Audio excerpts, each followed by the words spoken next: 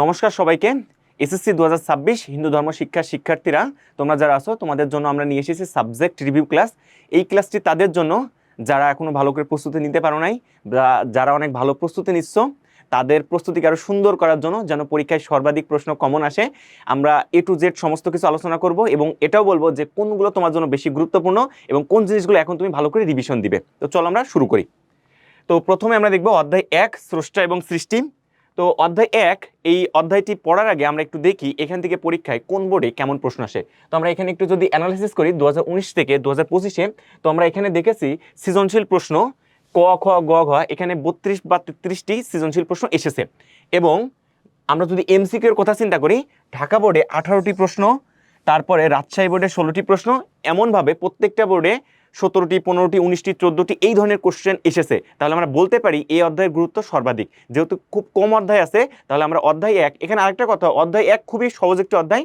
এখানে কিছু টপিকস পড়লেই পরীক্ষায় সৃজনশীল প্রশ্নের পাশাপাশি এমসিকিউ প্রশ্নের উত্তর করা যায়। তো আমরা শুরু করি। তো অবতার রূপে স্রষ্টা স্বরূপ, এই জিনিসটা তোমার জন্য সো মাচ ইম্পর্টেন্ট।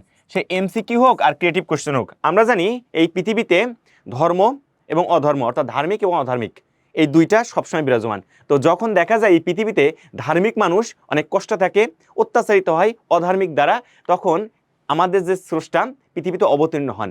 এই অবতার পৃথিবীতে অনেকটি এসছে, বিশেষ করে 10টি অবতার এসছে। তো অবতার আবার দুই প্রকার, একটি হচ্ছে পূর্ণাবতার, একটি হচ্ছে অংশাবতার। ভগবান যখন তার পূর্ণ অংশ নিয়ে পৃথিবীতে অবতীর্ণ হন তার ভক্তকে রক্ষা করার জন্য, তখন তাকে পূর্ণাবতার বলা হয়। ভগবান শ্রীকৃষ্ণ হচ্ছে পূর্ণাবতার। কিন্তু যেগুলো পূর্ণাবতার নয়, ভগবান তার কিছু অংশ নিয়ে পৃথিবীতে অবতীর্ণ হন, তাকে অংশাবতার বলা হয়। এই অংশাবতার হিসেবে ভগবান শ্রী বিষ্ণু পৃথিবীতে 10 বার অবতীর্ণ হয়েছেন। সেই 10টি অবতার কি কি এখানে দেখো: মৎস্য, কুর্ম, বরাহ, নৃসিংহ, বামন, পরশুরাম, রাম, বলরাম, বুদ্ধ, কল্কি। এখানে বলা রাখা ভালো, কল্কি অবতার পৃথিবীতে এখনো অবতীর্ণ হন নাই, মানে পৃথিবীর শেষ যুগে, মানে কলি যুগে কল্কি অবতার অবতীর্ণ হবেন। আর বাকি 9টি অবতার পৃথিবীতে এ পর্যন্ত অবতীর্ণ হয়েছেন। তো এখানে কিছু জিনিস জানবে। মৎস্য অবতার সত্য যুগে এসেছে পৃথিবীকে প্রলয় থেকে রক্ষা করার জন্য। তারপরে আমরা যদি দেখি কুর্ম অবতার, বরাহ, নৃসিংহ, বামন, পরশুরাম, রাম, বলরাম, আমরা সকলে এটা জানি। তো আমাদের কাজটা হবে এখানে যে অবতারগুলো আছে এই অবতারগুলো সুন্দরকে আমাদের মুখস্থ রাখা এবং সিকোয়েন্সগুলো মুখস্থ রাখা, কোন অবতারের পর কোন অবতারগুলো এসেছিল। সো এটা হচ্ছে তোমার জন্য খুবই গুরুত্বপূর্ণ যে 10টি অবতারে কোন অবতারের পর কোন অবতার এসেছিল। মৎস্য, কুর্ম, বরাহ, নৃসিংহ, বামন, পরশুরাম, রাম, বলরাম, বুদ্ধ, কল্কি, যেন একটার পর একটা আমি সিকোয়েন্সিয়ালি বলতে পারি, যেন কোনোটা ভুল না হয়। তো তারপরে আমরা যাব মন্ত্র। এই মন্ত্রটা তোমার জন্য একেবারে যে কি বলবো, যে মন্ত্রটা এতটাই গুরুত্বপূর্ণ, যখন তুমি কোনো সৃজনশীল প্রশ্ন লিখবে এই মন্ত্র যদি তুমি উল্লেখ করতে পারো তাহলে তোমার জন্য তো একদিক থেকে ভালোই, এবং তোমার পরীক্ষায় যদি মন্ত্রটা আসে তো আরও ভালো। যদি নাও আসে তুমি সৃজনশীল প্রশ্নে ইন্ট্রোডিউস করতে পারবে তোমার ক্রিয়েটিভিটি দেখানোর জন্য। আর যদি মন্ত্রটা বলে খ নম্বরে যেটা ব্যাখ্যা করো, তাহলে তোমার জন্য খুবই ভালো। যেখানে বলা আছে যদা যদাই ধর্মস্য গ্লানির্ভবতি ভারত অভ্যুত্থান ধর্মসন তদানীং সৃজামহম। আরও কিছু থাকার কথা ছিল, পরিত্রাণের সাধনা বিনাশয় দুষ্কৃতাম, অর্থাৎ যখনই এই পৃথিবীতে অধর্মের গ্লানি বেড়ে যায়, যারা ধার্মিক আছে, যারা ভক্ত আছে, তারা অত্যাচারিত হয়, তখন আমি নিজেকে সৃজন করি এবং পৃথিবীতে তাদেরকে রক্ষা করি, যেন এই পৃথিবীতে দুষ্টদের হাত থেকে আমি আমার ভক্তবৃন্দকে রক্ষা করতে পারি। এই কারণে পৃথিবীতে অনেক সময় দেখা যায় পৃথিবীতে ভগবান অবতীর্ণ হন। তারপর আরেকটা মন্ত্র আছে, যে যথামাং প্রপদন্তে তাংস্তব ভজমহম মম বর্তমানতে মনুষ্যং পার্থ সর্বসং। এটা গীতা 4th অধ্যায়ের 11 নম্বর শ্লোকে বলা আছে। অর্থাৎ এখানে ভগবান আমাদেরকে বলেছেন, আমাকে যেভাবে পূজা বা আরাধনা করে আমি তাকে সেইভাবে তার সন্তুষ্টি করি। অর্থাৎ আমরা আমাদের ভগবানকে আমরা যে কোনোভাবে ডাকতে পারি, যে কোনো মনের যে কোনো সময় যে কোনোভাবে আরাধনা করতে পারি, ভগবান আমাদেরকে সেই অনুপাতে কি করবেন, তার ডাককে সাড়া দিবেন। তো আমরা এখন দেখব বহু নির্বাচনী প্রশ্ন। এই প্রশ্নগুলো আমরা বিগত যে বোর্ডগুলোতে এসেছে, অনেক সময় দেখা যায় এসএসসি পরীক্ষায় এই বোর্ড প্রশ্নগুলো হুবহু কমন চলে আসে বা এরই আঙ্গিকে প্রশ্নগুলো আসে। তো আমরা এখানে অনেকগুলো কোশ্চেন রেখেছি, এই কোশ্চেনগুলো তুমি যদি একটু ভালো করে দেখো তোমার পরীক্ষা অনেক সুন্দর হবে। তো প্রথমে বলছে তমাদি দেবং পুরুষং পরং স্তমস্য বিশ্বস্য পরং নিধানম। এটি কোন গ্রন্থের অন্তর্গত? এটা হচ্ছে শ্রী শ্রী গীতা গ্রন্থের অন্তর্গত। তারপর হচ্ছে কোন দেবতাকে নটরাজ বলা হয়? নটরাজ কোন গ্রন্থকে বলা, কোন নটরাজ কাকে বলা হয়? মহেশ্বরকে বলা হয়, ভগবান শিবকে বলা হয়। তো আমরা জানি ভগবান শ্রী বিষ্ণু, শ্রী ব্রহ্মা এবং শিব, ব্রহ্মা বিষ্ণু শিব এই 3টি দেবতা আমাদের প্রধান। এই 3টে দেবতার ভিতরে নটরাজ কাকে বলা হয়? মহেশ্বরকে বলা হয়। আমরা এটাও জানি সৃষ্টির দেবতাকে ব্রহ্মা, আমাদের পালনকর্তা বিষ্ণু, এবং ধ্বংস এবং প্রলয়ের দেবতাকে ভগবান শিব। তারপর হচ্ছে কোন পুরাণে ভগবান বিষ্ণুর পৃথিবীতে বিশেষ উদ্দেশ্যে অবতরণের কথা উল্লেখ রয়েছে? এটা হচ্ছে শ্রীমদ্ ভাগবত পুরাণে উল্লেখ রয়েছে। এটা কিন্তু মুখস্থ রাখতে হবে। নিচে উদ্দীপকের আলোকে পরবর্তী প্রশ্ন উত্তর দাও। মনে রাখবা হিন্দু ধর্মে এমন উদ্দীপক তোমাকে অনেক দিবে এবং প্রশ্নগুলো সলভ করতে হবে। এই উদ্দীপকগুলি একটু জাস্ট তুমি থিঙ্কিং করলে উত্তর করতে পারবে। তো দেখো উদ্দীপক কি বলেছে, অমলবাবু সৎ পথে থেকে কঠোর পরিশ্রম করেও সচ্ছলভাবে চলতে পারেন না। এটা মনে রাখবা, পৃথিবীতে অনেক যারা ভালো মানুষ তাদের পরে দেখা যায় অনেক সময় কি হয় যে তাদের পরে সবসময় ক্ষতি বা যে কোনো কিছু বিপদে থাকেন। ভগবান ভালো মানুষকে পছন্দ করার জন্য এর মানে তাকে কি করছে, অনেক পরীক্ষায় রাখছেন। তাই তিনি মন্দিরে পুরোহিতের কথায় এক বিশেষ দেবীর পূজা করেন। হঠাৎ গ্রামের অনেক শিশু এক রোগে আক্রান্ত হয়। গৃহবধূ কমলা তার সন্তানদের মঙ্গলের জন্য শ্রাবণ মাসের শুক্লা সপ্তমীতে এক বিশেষ দেবীর পূজা করার সিদ্ধান্ত গ্রহণ করেন। অমল বাবু কোন দেবীর পূজা করেন? ভালো করে দেখো, অমল সৎ পথে থেকে কঠোর পরিশ্রম করে সচ্ছলভাবে চলতে পারে না, তিনি মন্দিরে পুরোহিতের বিশেষ দেবীর পূজা করেন। এই যে তিনি সচ্ছলভাবে চলতে পারেন না, তিনি তাহলে কার পূজা করবেন? মা লক্ষ্মীর পূজা করবেন। মা লক্ষ্মী হচ্ছে ধন সম্পদের দেবী। তাহলে মা লক্ষ্মীকে যদি আমরা পূজা করি তাহলে আমরা ধন সম্পত্তি পাবো। পরবর্তীতে বলছে গৃহবধূ কমলা যে পূজা করার সিদ্ধান্ত নেন তার ফলে কি হয়। তো আমরা এখানে দেখেছি গৃহবধূ কমলা তার সন্তানদের মঙ্গলের জন্য এমন একটা পূজা করেন। কেন পূজা করেন? হঠাৎ গ্রামে অনেক শিশু রোগে আক্রান্ত হয়। তাহলে রোগে যদি আক্রান্ত হয়, আমরা পড়েছি শীতলা দেবীর কথা, তাহলে এখানে আমরা দেখি তাহলে শীতলা দেবীর যদি পূজা করা হয় তাহলে কি পরিষ্কার পরিচ্ছন্নতা বিষয়ে সতর্ক হওয়া যায় এবং এখানে অন্যায় অশুভ দূর হয়, প্রণিকুল বিভিন্ন রোগ থেকে মুক্তি। এটা হচ্ছে 1 ও 3 হবে, এখানে উত্তর হবে 1 ও 3। তাহলে পরিষ্কার পরিচ্ছন্ন বিষয়ে সতর্ক হতে পারবা, প্রাণিকুল বিভিন্ন রোগ থেকে মুক্তি পাবে, কারণ অন্যায় ও অশুভ এখানে দূর হচ্ছে না, কারণ শীতলা দেবী হচ্ছে সবসময় পরিষ্কার পরিচ্ছন্নতা দেবে। হ্যাঁ, এটা ঈশ্বর বিভিন্ন যুগে এবং বিভিন্নভাবে অবতরণের কারণ কেন? ঈশ্বর বিভিন্ন যুগে বিভিন্ন অবতরণের কারণটা কি? কারণটা হচ্ছে আমাদের স্রষ্টা আমাদেরকে সৃষ্টি করেছেন। যখন আমাদের সৃষ্টি করেছেন অবশ্যই তিনি আমাদের দেখভালের দায়িত্বও রেখেছেন। তো এদের ভিতর দেখা গেল ভালো মানুষকে যদি খারাপ মানুষ অত্যাচার করে তাহলে কি হবে? এটা একটা ইকুয়ালিটি থাকবে না। তো এখানে দেখো পৃথিবীর সকল মানুষের সুখে রাখার জন্য, পৃথিবীর সকল মানুষের সুখে রাখার জন্য না, শুধুমাত্র ভক্তদেরকে সুখে রাখার জন্য, ভক্তদেরকে। তাহলে এটা বাদ, আর 1 নম্বর যদি বাদ থাকে তাহলে উত্তর হবে 2 এবং 3। তাহলে ধর্মকে রক্ষা করার জন্য, সাধুদের রক্ষা ও দুষ্টদের দমন করার জন্য। দেখো সৃষ্টির স্থিতি ও প্রতিপালকের দেবতাকে, সৃষ্টির স্থিতি ও প্রতিপালক, স্থিতি মানে তোমাকে কি রক্ষা করায়, সৃষ্টির স্থিতি ও প্রতিপালকের দেবতাকে তাহলে ভগবান শ্রী বিষ্ণু। সৃষ্টির স্থিতি ও প্রতিপালকের দেবতা হচ্ছে ভগবান শ্রী বিষ্ণু।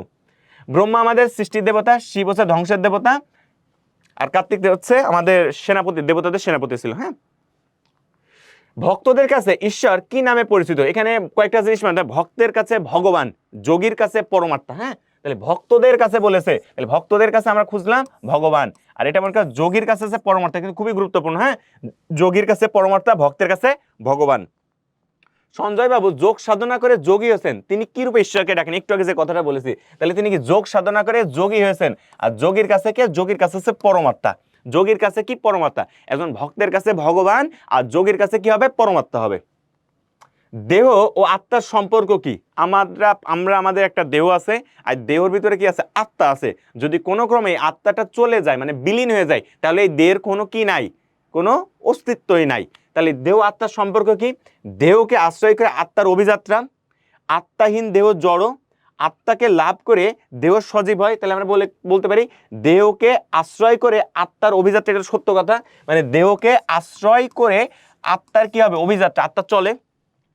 আত্মাহীন দেহ জড়, মানে কোনো দেহ যদি আত্মা না থাকে সেটাকে একটা জড়, এটাও সত্য কথা। আত্মাকে লাভ করে দেহ সজীব হয়, এটাও কি সত্য কথা। তাহলে আমরা কেন বলতে পারি কি 1, 2, 3 তিনটাই সঠিক। নিচের উদ্দীপকের আলোকে পরবর্তী প্রশ্নের উত্তর দাও। বিজন ও লিখন জগন্নাথ বিশ্ববিদ্যালয়ের ছাত্র। বিজন মাঝে মাঝে এই বিশ্বজগতের সবকিছু দেখে ভাবে কেউ একজন এই বিশ্ব প্রকৃতি নিয়ন্ত্রণ করছেন। অপরদিকে লিখন মনে করেন তিনি দুষ্কৃতিকারীদের বিনাশ সাধন, সাধু সজ্জনদের দুঃখ কষ্ট থেকে মুক্ত করে ধর্ম সংস্থাপন করেন। বিজনের চিন্তার মূলে কে রয়েছেন? ঈশ্বর রয়েছেন। বিজনের মূলে চিন্তা কে রয়েছে? ঈশ্বর রয়েছেন, কারণ ঈশ্বর সবকিছু আমাদেরকে রক্ষা করেন। দেখেন এখন বলছে লিখনের ধারণায় কি প্রকাশ পেয়েছে? লিখনের ধারণায়, তাহলে লিখন কি ধারণা করেছে? লিখন মনে করেন তিনি দুষ্কৃতিকারীদের বিনাশ সাধন, সাধু সজ্জনদের দুঃখ কষ্ট থেকে মুক্ত করে ধর্ম সংস্থাপন করেন। তাহলে দুষ্কৃতীদের বিনাশ সাধন যেহেতু করেন, তার মানে অবতার রূপে পৃথিবীতে কি অবতীর্ণ হন। তাহলে অবতার মানে আমরা জানি রূপ কয়টা? 2টা, একটা সাকার একটা নিরাকার। তাহলে অবতার রূপে যদি অবতীর্ণ হন তাহলে অবশ্যই কি সাকার রূপ। তাহলে এখানে নিরাকারের কথা বলেছে, এটা হবে না। তাহলে উত্তর 2 এবং 3 হবে। তাহলে এখানে আছে 2 ও 3। তাহলে হিন্দু ধর্মের অন্যতম বৈশিষ্ট্য ধর্মের অসাধারণ গুণ, তাহলে অবতারের কথা বলেছে। তাহলে আমাদের শুধু লিখনের কথা যেহেতু বলেছে লিখন মনে করেন তিনি দুষ্কৃতকারীদের বিনাশ সাধন, সাধু স্বজন দুঃখ কষ্ট। তাহলে আমরা এটা কি শিখেছি? এটা অবতারের কথা শিখেছি। অবতার মানে কি? অবতার মানে কোনো একটা রূপ, তাহলে সেই রূপে আসা মানে অবশ্যই সাকার রূপ, তাহলে এখানে নিরাকারটা হবে না। তারপরে বলছে বিষ্ণুর দ্বিতীয় অবতার কি? ওই যে আমি প্রথমে বলেছি আমাদের হিন্দু ধর্ম অনুসারে 10টি অবতার আছে, যেটা হচ্ছে অংশাবতার। তাহলে কোনটা সিকোয়েন্স সেটা মনে রাখতে হবে। প্রথমটা ছিল মৎস্য, তারপরটা ছিল কুর্ম। তাহলে এখানে বিষ্ণুর দ্বিতীয় অবতারের কথা বলা হয়েছে, তার কুর্ম। তাহলে তোমরা অনেকে কনফিউজ হয় বিষ্ণুর কথা বলা হয়েছে কেন। এখানে আমরা জানি, একটু আগে বলেছি, আমাদের 3টা প্রধান দেবতা আছে, ব্রহ্মা বিষ্ণু শিব।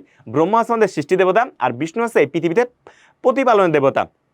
মানে ভগবানের যে কাজকর্মগুলো এই মেইন আমরা 3টা দেবতার মাধ্যমে আমরা প্রকাশ পাই, মানে একটা রূপ হিসেবে প্রকাশ পাই, সেটা বোঝানো হয়েছে। তাহলে বিষ্ণু দেবতা যেহেতু প্রতিপালন করেন, তাহলে আমাদের ভগবানের যদি কোনো সৃষ্টি যদি কোনো বিপদে পড়েন, অত্যাচারিত হয় বা কষ্টে থাকে, তাহলে ভগবানই তো বাঁচাবে। তো ভগবান বিষ্ণু রূপে পৃথিবীতে অবতীর্ণ হন, এবং সেই বিষ্ণু রূপে যিনি অবতীর্ণ হন, এইভাবে 10টি অবতার অবতীর্ণ হয়েছে। এবং দ্বিতীয় যে অবতারটা আছে সেটা হচ্ছে কুর্ম অবতার। এখন অনেকে কোশ্চেন হতে পারে কুর্ম অবতারটা কি? কুর্ম অবতারটা হচ্ছে পৃথিবী যখন বিপদে পড়ছিল তখন কুর্ম অবতার রূপে পৃথিবীটাকে তিনি রক্ষা করেন। কুর্ম শব্দের কচ্ছপ। ভক্তের নিকট ঈশ্বর কেমন? ভক্তের নিকট একটু আগে বলেছি, ভক্তের নিকট হচ্ছে ভগবান, যোগীর নিকট পরমাত্মা। তাহলে এখানে উত্তরটা হচ্ছে ভক্তের নিকট ভগবান। এটা কিন্তু যোগীর নিকট পরমাত্মা। এটা কার নিকট? যোগীর নিকট। এটা হচ্ছে যোগীর নিকট, আর ভক্তের নিকট ভগবান। ব্রহ্মা যখন জীব জগতের উপর প্রভুত্ব করেন তখন তাকে ব্রহ্মা বলা। ব্রহ্মা যখন জীব জগতের প্রভুত্ব করেন, ব্রহ্ম যখন জীব জগতের প্রভুত্ব করেন তখন তাকে কি বলা হয়? ঈশ্বর বলে। এটা যেন ভালো করে মনে রাখতে। ব্রহ্ম দিকেই ব্রহ্মা দেওয়া যাবে না। ব্রহ্ম যখন জীব জগতের উপর প্রভুত্ব করেন তখন তাকে ঈশ্বর বলা হয়। উপাসনা কয় প্রকার? উপাসনা 2 প্রকার। কি কি উপাসনা? একটা হচ্ছে সাকার উপাসনা, আর একটা হচ্ছে নিরাকার উপাসনা। এখন কথা হচ্ছে সাকার উপাসনা কি আর নিরাকার উপাসনা কি? একদম সহজ জিনিস। সাকার উপাসনা হচ্ছে তোমার সামনে যদি ওই দেব দেবীর কোনো মূর্তি বা কোনো কিছু থাকে, তার চিত্রায়িত কোনো জিনিস থাকে। আর নিরাকার বলতে এক মনে দেব দেবতার নাম স্মরণকে যে উপাসনাগুলো করি সেটা হচ্ছে নিরাকার উপাসনা। তারপর হচ্ছে ব্রহ্ম শব্দের অর্থ কি? ব্রহ্ম শব্দ তো সর্ববৃহৎ। ব্রহ্ম শব্দের অর্থ কি? সর্ববৃহৎ। ব্রহ্ম শব্দের অর্থ কি? সর্ববৃহৎ। এটা ভালো করে পড়তে হবে, এটা পরীক্ষা আসার জন্য গুরুত্বপূর্ণ। ব্যবসা বাণিজ্যে সিদ্ধি লাভের জন্য কি পূজা করে? সিদ্ধি লাভ। মনে কর সিদ্ধি লাভের কথা বলেছে। সিদ্ধি লাভ বলে ভগবান গণেশের কথা বলতে হবে, গণেশ দেবতার কথা। গণেশের সিদ্ধি দেবতা। বিদ্যার দেবীকে সরস্বতী। কিছুদিন আগে আমাদের সরস্বতী পূজা গেছে। আমরা যারা পরীক্ষায় ভালো ফলাফল করতে যাই, তোমরাও যারা পরীক্ষা দিতে যাবে, মা সরস্বতীর নাম স্মরণ করে যাবে, এবং সরস্বতীর মন্ত্র যেন ঠিকঠাক থাকে। এবং সরস্বতী কিন্তু বানান ভালোভাবে লিখবে। এখানে দেখো সরস্বতী বানান কিন্তু অনেকের ভুল হয়। সরস্বতী বানানটা ভালো করে দেখবে। পরীক্ষার সময় যখন পরীক্ষায় আসতে পারে জ্ঞানমূলক যে বিদ্যার দেবীকে আসতেই পারে পরীক্ষায়, তো এই বানানটা যেন ভালোভাবে হয়। অনেকের সরস্বতী বানানে আমরা কিন্তু এই বটা আগে নিয়ে আসি, এটা কখনো হবে না। সরস্বতী। হ্যাঁ, তো তারপর দেখো নিচের উদ্দীপকালকে পরবর্তী প্রশ্ন উত্তর দাও। শ্রেয়া প্রতিদিন সকালে কবুতরকে খেতে দেয়, অপরদিকে প্রবীর প্রতিদিন তার বাগানে গাছ পরিচর্যা করে ও জল দেয়। শ্রেয়ার কাজটিকে কি বলে? জীব সেবা। এখানে একটা জীব সেবা। হ্যাঁ, একটা জিনিস মনে রাখবা, স্বামী বিবেকানন্দ বলেছেন জীবে প্রেম করে যেজন সেইজন সেবিছে ঈশ্বর। অর্থাৎ আমাদের প্রত্যেকের কি আছে? মনের ভিতরে বা আত্মা আছে, দেহের ভিতরে আত্মা আছে। এই আত্মা আসলে কি? আত্মার রূপে ব্রহ্ম অবস্থান করেন। অর্থাৎ আমি যদি কাউকে সেবা করি, এই সেবাটা কোনো একটা মানুষকে সেবা করা বোঝায় না, এই সেবা করা বোঝায় কোনো একটা ব্রহ্মাকে সেবা করা হয়। তার মানে এখানে জীব সেবা বলতে কি বোঝায়? ঈশ্বর সেবা। ওকে, তাহলে আমরা বলতে পারি কোনো জীবকে সেবা করাচ্ছে এখানে, যেহেতু কবুতরকে খেতে দেয়। শ্রেয় প্রবীরের কাজটি করার বৈশিষ্ট্য কি? ঈশ্বরকে সন্তুষ্ট করা। কারণ আমাদের প্রত্যেকের ভিতরে আত্মা আছে, আত্মাতে কি ব্রহ্ম অবস্থান করেন, তাহলে তার মানে কি ঈশ্বরকে সেবা করা। যেখানেই জীব সেখানেই শিব, মানে ঈশ্বরকে সন্তুষ্টি করা। যেখানে জীব সেখানেই শিব। শ্রেয় প্রবীরের কাজটি করার বৈশিষ্ট্য হচ্ছে ঈশ্বরকে সন্তুষ্ট করা। সত্য কথা। যেখানে জীব সেখানেই শিব। সামগ্রিক কল্যাণ, অবশ্যই সামগ্রিক কল্যাণ হতেই পারে। তাহলে আমরা 3টাই বলতে পারি, 1 2 3, 3টা। মন্টু ভাই প্রতিদিন দুপুরে খাবার সময় 1 মুঠো ভাত পশু পাখি দেয়। মন্টু বাবুর আচরণে কোন মূল বৈশিষ্ট্যের প্রতিফলন করেছে? তার মানে অবশ্যই জীব সেবা। পশুপ্রীতি হবে না, এটা জীব সেবা হবে। হ্যাঁ, জীব সেবা। শিল্পকলা ও সংস্কৃতির দেবীকে। শিল্পকলা ও সংস্কৃতির, শিল্পকলা ও সংস্কৃতির, তার মানে এখানে সরস্বতী। শিল্পকলা ও সংস্কৃতির দেবীকে সরস্বতী। অনিমেষ বাবু ব্যবসা বাণিজ্যের উন্নতিতে বিশেষ এক দেবতার ছবি দোকানে স্থাপন করে প্রতিদিন পূজা দেয়। ব্যবসা বাণিজ্যের উন্নতির জন্য বিশেষ এক দেবতার কথা বলেছে। দেবতা, তাহলে এখানে অবশ্যই কি হবে? গণেশ দেবতার কথা। যোগীর নিকট কি? যোগীর নিকট হচ্ছে পরমাত্মা। এটা কিন্তু অনেক বোর্ডে এসেছে, এই যে সকল বোর্ডে আসছিল 18 সালে, এবং এখানে 25 সালে দেখো কুমিল্লা বোর্ডের কথা বলেছে। বিষ্ণুর চতুর্থ অবতারের নাম কি? মৎস্য, কুর্ম, বরাহ। 1 নম্বর মৎস্য, 2 নম্বর কুর্ম, বরাহ, নৃসিংহ। তাহলে নৃসিংহ অবতার আছে। নৃসিংহ অবতারকে আমরা সকলেই চিনি। নৃসিংহ অবতার কখন এসেছিল? নৃসিংহ অবতার তখন এসেছিল যখন প্রহ্লাদকে বিপদে ফেলেছিল তার বাবা, আপন বাবা হিরণ্যকশিপু। তখন নৃসিংহ রূপে হিরণ্যকশিপুকে হত্যা করে প্রহ্লাদকে রক্ষা করেন। প্রহ্লাদ ছিল এমন একটা ভক্ত, যে ভক্ত দৈত্যকুলে জন্মগ্রহণ করে পৃথিবীতে এমন এক কৃতিত্ব স্থাপন করেছিল যে তার বাবার এগেনিস্টে গেছিল। কেন? ধর্মের কারণে। নৃসিংহ। তারপর দেখো, শিবকে নটরাজ কেন বলা হয়? নাট্য নৃত্যে পারদর্শিতার জন্য। কেন বলা হয়? নাট্য ও নৃত্যে পারদর্শিতার জন্য। বৃক্ষের মধ্যে প্রাণ রূপে কে বিরাজিত? ঈশ্বর বিরাজিত। জীব সেবার মাধ্যমে কি হয়? জীব সেবার মাধ্যমে আমরা স্রষ্টার সেবা করতে পারি, প্রাণীদের সেবা হয়, লতা গুল্মের সেবা হয় না। তাহলে উত্তর হচ্ছে 1 ও 2। ঈশ্বর কোন রূপে সৃষ্টিকে প্রতিপালন করেন? সৃষ্টিকে প্রতিপালন করে, পালনকর্তাকে বিষ্ণু। ব্রহ্মাকে সৃষ্টি দেবতা, শিব কি? ধ্বংসের দেবতা। মনে রাখতে হবে কিন্তু এগুলো।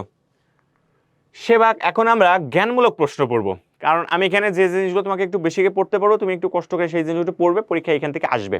প্রথমে হচ্ছে সেবা কাকে বলে? সেবা মানে কি? আমাদের বাসায় যদি কোনো মানুষজন আসে অথবা আমরা কোনো অসুস্থ ব্যক্তি কি সেবা করি না, তাহলে হচ্ছে অপরের সন্তুষ্টি বিধানের জন্য দেহ ও মনের মাধ্যমে তাকে কোনো কাজ করে দেওয়াকে বলে সেবা। তাহলে অপরের সন্তুষ্টি বিধানের জন্য কোনো কাজকর্ম করাকে সেবা বলে। অপরের সন্তুষ্টি বিধানের জন্য কোনো কাজকর্ম করাকে বলে সেবা। এখানে সেবা তুমি দৈহিকভাবে কাজ করে দিলে বা মানসিকভাবে কোনো কাজ করে দিলে সেটাও একটা যে কোনো সেবা হইতে পারে। হচ্ছে পরমাত্মা কাকে বলে? আত্মা যখন কোনো মানুষের মাঝে অবস্থান করে তাকে পরমাত্মা বলে। তোমার ভিতরে যে আত্মা আছে এটা পরমাত্মা। পরমাত্মা কাকে বলে? আত্মা যখন নিজের মধ্যে অবস্থান করে তাকে পরমাত্মা বলে।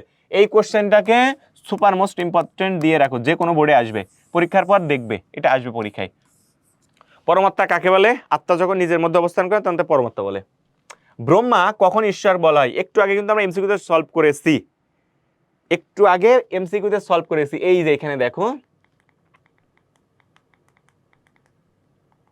ব্রহ্মা যখন জীব ও জগতের উপর প্রভুত্ব করেন তখন তাকে কি বলা হয়? ঈশ্বর বলা হয়। ব্রহ্মা যখন জীব ও জগতের উপর প্রভুত্ব করেন তখন তাকে কি বলা হয়? ঈশ্বর বলা হয়।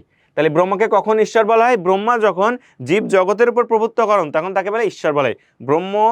ব্রহ্মা যখন জীব ও জগতের উপরে প্রভুত্ব স্থাপন করেন তখন তাকে ঈশ্বর বলা হয়। তাহলে আমরা এটাও পারলাম। উপাসনা কাকে বলে? উপাসনা বলতে বোঝাচ্ছে ঈশ্বরের সন্তুষ্টির জন্য ঈশ্বরের আরাধনা করাকে কি বলে? উপাসনা বলে। জীবাত্মা কাকে বলা হয়? আমাদের সকলের ভিতরে যখন আত্মা থাকে তখন ওই আত্মাকে পরমাত্মা বলে, আর পরমাত্মার ভিতরে যখন ব্রহ্ম অবস্থান করে তখন তাকে জীবাত্মা বলে। ভগবানকে, এটা খুবই সুন্দর একটা প্রশ্ন, ভগবানকে ঐশ্বর্য, বীর্য, যশ, শ্রী, জ্ঞান, বৈরাগ্যকে ভগ বলে। ভগ যার পূর্ণরূপ তাকে ভগবান বলে। ব্রহ্ম শব্দের অর্থ কি? সর্ববৃহৎ। বিষ্ণুর সর্বশেষ অবতারের নাম কি? কল্কি অবতার, যেটা কোন যুগে অবতীর্ণ? কলিযুগে অবতীর্ণ হবে। নটরাজ বলা হয় কোন দেবতাকে? ভগবান শিবকে নটরাজ বলা হয় নাট্য নৃত্য শাস্ত্রে পারদর্শিতার জন্য। হিন্দু ধর্মের মূলে কে রয়েছেন? ঈশ্বর রয়েছেন। জীবাত্মা কার অংশ বিশেষ? এটা একদম, জীবাত্মা কার অংশ বিশেষ? ঈশ্বরের অংশ বিশেষ।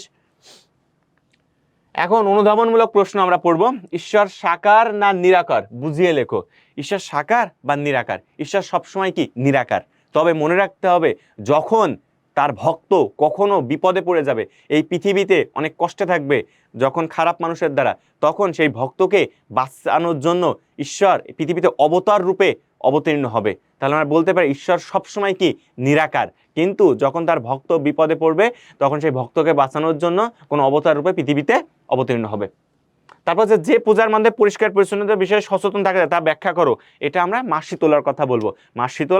মা শীতলা আমাদেরকে, যখন আমরা বিশেষ করে আগের দিনে বিভিন্ন রোগ হতো, মহামারী রোগ হতো, তখন দেখা যেত কোনো গ্রাম থেকে গ্রাম মানুষজন মারা যেত, তখন এই মা শীতলার পূজা করলে সেই গ্রামটা দেখা হলো বেঁচে যেত। তাহলে আমরা মা শীতলা হাতে, তোমরা আরো দেখবে যখন মা শীতলার পূজা করা হয় তখন তার একজন সম্মার্জনী থাকে, ওই জলটা এবং নিম পাতা থাকে, এটা ছিটানোর মাধ্যম দিয়ে একটা ভক্তি প্রকাশ পায় যে সবকিছু শুভ হবে। তো মা শীতলার পূজার মাধ্যমে আমাদেরকে শেখায় সবসময় পরিষ্কার পরিচ্ছন্ন থাকা এবং সবসময় যে যদি কোনো রোগ ব্যাধি থাকে বা প্রাদুর্ভাব থাকে মা শীতলার পূজা করা। বলছে বিষ্ণু প্রতিপালনের দেবতা, কথাটি বুঝিয়ে লেখো। আমরা প্রথমেই দেখেছি ঈশ্বর নিরাকার, তবে ঈশ্বরের যে গুণগুলো প্রকাশিত হয় তা মহান তিনটা দেবতার মাধ্যমে। ভগবান শ্রী ব্রহ্মা আমাদেরকে কি করেন? সৃষ্টি করেন। বিষ্ণু কি করেন? প্রতিপালন করেন এবং শিব কি করেন ধ্বংসের দেবতা। তো পৃথিবীতে আমরা তো এসেছি, এখন পৃথিবীতে আসার পরে তো ভগবান আমাদেরকে কি করেন রক্ষা করবেন। তো এই রক্ষা কাজকর্ম করার মাধ্যম রক্ষা যে করবেন এই রক্ষা কাজটা করেন ভগবান শ্রী বিষ্ণুর মাধ্যম দিয়ে। তাহলে এই রক্ষা করার বাস্তব প্রমাণ কি? তাহলে বাস্তব প্রমাণ আছে এই পৃথিবীতে সত্যযুগ থেকে বর্তমান যুগ পর্যন্ত তার সৃষ্টি মানে আমরা যখনই বিপদে পড়েছি তখনই ভগবান শ্রী বিষ্ণু পৃথিবীতে অবতীর্ণ হয়েছেন। এর 10টি অবতার সাক্ষাৎ আমরা দেখতে পেরেছি, মৎস্য, কুর্ম, বরাহ, নৃসিংহ, রাম, বলরাম, বুদ্ধ, কল্কি, এই অবতারগুলো আমরা দেখেছি। তাহলে আমরা বলতে পারি বিষ্ণু প্রতিপালনের দেবতা, কথাটি বুঝিয়ে লেখো, এভাবে আমরা বলতে পারবো। বলছে কখন ঈশ্বরকে ভগবান বলা হয়, কখন ঈশ্বরকে কি বলা হয়? ভগবান বলা হয়। ঈশ্বরকে কখন বলা হয়? আমরা শিখেছি যোগীর কাছে পরমার্থা। ঈশ্বরকে কখন ভগবান বলা হয়? ঈশ্বরকে ভক্তের কাছে ভগবান বলা হয়। তাহলে ভক্তের ডাকে ভগবান যখন সাড়া দেন তখন তাকে ভগবান বলা হয়। যখন ভক্ত অনেক অনন্য পায়, মানে অনেক বিপদে আছে, কাজকর্ম হচ্ছে না, অনেক মানে সমস্যায় আছে, তখন দেখা যায় ভক্তের ডাকে ভগবান যখন সাড়া দেন তার কাজকর্ম তার আরাধনার মাধ্যম দিয়ে, এমনি ডাকলেই তো সাড়া দিবে না, ভক্ত যখন একেবারে তার সেই আরাধ্য মন নিয়ে তার কাজকর্মের মাধ্যম দিয়ে ভগবানকে সন্তুষ্ট করতে পারলে, তার ন্যায়ের পথে কল্যাণ পথের কাজকর্মের মাধ্যম দিয়ে ভগবানকে ডাকলে যখন পাবে তখন ভগবান তাকে সাড়া দেন। তাহলে এটাকে আমরা বলতে পারি ভক্ত যখন ভক্তের ডাকে ভগবান সাড়া দেন তখনই আমরা তখন বলি ঈশ্বরকে ভগবান নামে ডাকা হয়। তাহলে ভক্তের ডাকে যখন ভগবান সাড়া দেয় তখন। অবতার বলতে কি বোঝায়? অবতার বলতে অবতীর্ণ হওয়া বোঝায়। কখন অবতার হয়? পৃথিবীতে যখন পাপ কাজ বেড়ে যায়, ধার্মিক মানুষের উপর অত্যাচার হয়, তখন ভগবান পৃথিবীতে অবতীর্ণ হয়। তাহলে এটাকে অবতার বলতে বোঝায়।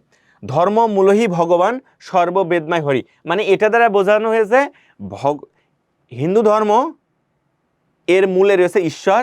এখানে ঈশ্বর এক এবং অদ্বিতীয়, ঈশ্বর নিরাকার, ঈশ্বরের কোনো রূপ নেই। এই ধর্মের সমস্ত ক্ষেত্রের প্রধান মূলেই রয়েছে ঈশ্বর, এটা বোঝানো হয়েছে। এটা তোমার জন্য সুপার মোস্ট ইম্পর্টেন্ট, পরীক্ষা আসতে পারে। ঈশ্বর এই ধর্মের মূল উৎস, এটা একদম সেম জিনিস। আমাদের হিন্দু ধর্ম অনুসারে ঈশ্বর এক এবং অদ্বিতীয়, তিনি নিরাকার, তার কোনো রূপ নাই। তিনি যখন এই পৃথিবীতে আমাদেরকে পাঠিয়েছেন, আমরা যখন অত্যাচার বা নিপীড়িত বা কষ্ট স্বীকার করি, তখন আমাদেরকে বাঁচানোর জন্য তার যে প্রতিপালকের দেবতা আছে ভগবান শ্রী বিষ্ণু, তার বিভিন্ন রূপে এই পৃথিবীতে অবতীর্ণ হয়েছেন। এই কারণে আমরা তার বলি বিভিন্ন অবতার। বলছে সাকার উপাসনা বলতে কি বোঝো? সাকার উপাসনা বলতে বোঝায় উপাসনা দুই প্রকার, একটা নিরাকার এবং একটা সাকার। তো এখানে সাকার উপাসনা বলতে বোঝায় তার কিছু প্রতিবিম্ব বা তার কোনো রূপ, এই সমস্ত তাকে সামনে রেখে পূজা করা, যেমন তার রূপের পূজা করা। মানে ঈশ্বরের তো কোনো রূপ নেই, ঈশ্বরের কাজকর্মের যে রূপ, সেই রূপেরকে আমরা যখন কোনো পূজা করি বা আরাধনা করি সেটাকে সাকার উপাসনা বলে। ব্রহ্মকে ঈশ্বর বলার কারণ কি? ব্রহ্মকে ঈশ্বর বলার কারণ হচ্ছে ব্রহ্ম যখন জীব ও জগতের উপর প্রভুত্ব বরণ করেন তখন তাকে ঈশ্বর বলা হয়। ভগ কি? আমরা একটু আগেই দেখেছি, ঐশ্বর্য, বীর্য, যশ, শ্রী, জ্ঞান, বৈরাগ্যকে ভগ বলে। আমি আবার বলছি, ঐশ্বর্য, বীর্য, যশ, শ্রী, জ্ঞান, বৈরাগ্য, 6টা গুণকে ভগ বলে। ভগ যার পূর্ণরূপ তাকে ভগবান বলা হয়। এটাও গুরুত্বপূর্ণ। কাকে নটরাজ বলা হয়? মহাদেবকে নটরাজ বলা হওয়ার কারণ কেন? মহাদেব মানে ভগবান শিবের কথা বলা হয়েছে। ভগবান শিবকে নটরাজ কেন বলা হচ্ছে? কারণ তিনি নাট্য নৃত্যশাস্ত্রে পারদর্শী বলে। ভগবানের অবতরণের কারণ ব্যাখ্যা করো। আমরা এর আগেও বলেছি ভগবানের অবতরণের কেন, কারণ পৃথিবীতে যখন পাপ কাজ বেড়ে যায়, ধার্মিকেরা পাপীদের দ্বারা অত্যাচারিত হয়, তখন ভগবান এই পৃথিবীতে অবতীর্ণ হন। আত্মার সৃষ্টি বা বিনাশ নিয়ে ব্যাখ্যা করো। এটা তোমার জন্য খুবই গুরুত্বপূর্ণ, পরীক্ষায় যে কোনো বোর্ড এটা লিখে রাখো, পরীক্ষা আসবে, খুবই গুরুত্বপূর্ণ। আত্মার সৃষ্টি বা বিনাশ নেই, ব্যাখ্যা করো। আত্মা অবিনশ্বর, আত্মার কোনো ধ্বংস নেই, কারণ আত্মা একটা পুরাতন দেহ ছেড়ে আরেকটা নতুন দেহ যায়, কারণ আত্মা এই পৃথিবীতে সবসময় বহমান। এই কারণে আমরা বলতে পারি আত্মার সৃষ্টি বা বিনাশ নেই। ঈশ্বর সকল জীবের অন্তরতা, এটাও খুবই গুরুত্বপূর্ণ। এই দুইটা প্রশ্ন ভালো করে পড়বে, পরীক্ষা আসবে এই দুইটা ভিতর থেকে। ঈশ্বর সকল জীবের অন্তরতা বলতে বোঝাচ্ছে আমাদের প্রত্যেকের দেহে আত্মা আছে। এই আত্মা আসলে যখন নিজের দেহে থাকে তখন তাকে আমরা পরমাত্মা বলি, আর পরমাত্মার ভিতরে যখন ব্রহ্মা থাকে তখন তাকে কি বলা হয়? জীবাত্মা বলা হয়। তাহলে আমরা বলতে পারি আমাদের প্রত্যেকের আত্মার রূপে কি অবস্থান করেন? ভগবান অবস্থান করেন, কারণ ব্রহ্মাই তো ভগবান একটা কি কাজকর্মের একটা অবতীর্ণ রূপ। তাহলে আমরা বলতে পারি ঈশ্বর সকল জীবের অন্তরাত্মা। তাহলে আমরা আছি আমাদের দেহ আছে, দেহের ভিতর আত্মা আছে, আত্মার ভিতরে কি অবস্থান, ব্রহ্মা অবস্থান করেন, আর ব্রহ্মাই কি, ব্রহ্মা হচ্ছে ঈশ্বর। তাহলে আমরা বলতে পারি ঈশ্বর সকল জীবের অন্তরাত্মা। সংক্ষিপ্ত প্রশ্ন আরো আছে, 10 অবতারের নাম লেখো। এটা তো খুবই ইম্পর্টেন্ট প্রশ্ন। তাহলে তোমার 10 অবতারের নাম লিখতে হবে, যেভাবে পড়ছো, মৎস্য পড়ছো, কুর্ম, বরাহ, নৃসিংহ, রাম, বলরাম, পরশুরাম, বুদ্ধ, কল্কি, এগুলো ভালো করে পড়বে। পরমাত্মা বলতে কি বোঝায়? আত্মা যখন নিজের মধ্যে অবস্থান করেন তখন তাকে পরমাত্মা বলে। ঈশ্বর জ্ঞানে জীব সেবার ধারণা দাও। আমরা জানি প্রত্যেকটা মানুষের দেহে কি থাকে, আত্মা থাকে। তাহলে এই আত্মাটাই হচ্ছে ব্রহ্মা, আর ব্রহ্মাটাই হচ্ছে ঈশ্বর। তাহলে আমি যদি কাউকে সেবা করি, তার মানে আমি এই সেবাটা কি জীব সেবা করা না, এটা হচ্ছে ঈশ্বর সেবা। এটা ভালো করে পড়বে। এরপর আমরা একটু সৃজনশীল প্রশ্নের, এখন তো ক আর খ দেখলাম, গ আর ঘ দেখে কিভাবে পরীক্ষা আসতে পারে। এখানে বলছে অমল বাবু নামে একজন ব্যক্তি প্রতিদিন সকালে ঘুম থেকে উঠে সূর্যকে প্রণাম করেন। স্নান সেরে তিনি মন্দিরে গিয়ে বিভিন্ন উপাচারের মাধ্যমে দেবতার পূজা করেন। অপরদিকে কমলবাবু প্রতিদিন সকালে বাগান পরিচর্যা করেন এবং গরিব দুঃখীদের বিভিন্নভাবে আর্থিক সহযোগিতা করেন। অমলবাবুর কর্মকাণ্ডে কোন দিকটি ফুটে উঠেছে? তো অমলবাবু কি করে? সকালে ঘুম থেকে উঠে সূর্যকে প্রণাম করে, স্নান সেরে তিনি মন্দিরে বিভিন্ন উপাসনা দেবতার পূজা করেন। তার মানে এখানে তিনি কি করছেন? উপাসনা বা আরাধনা করছেন। তাহলে আমরা বলতে পারি অমলবাবুর কর্মকাণ্ডের মধ্যে উপাসনা বা আরাধনার দিকটি ফুটে উঠেছে।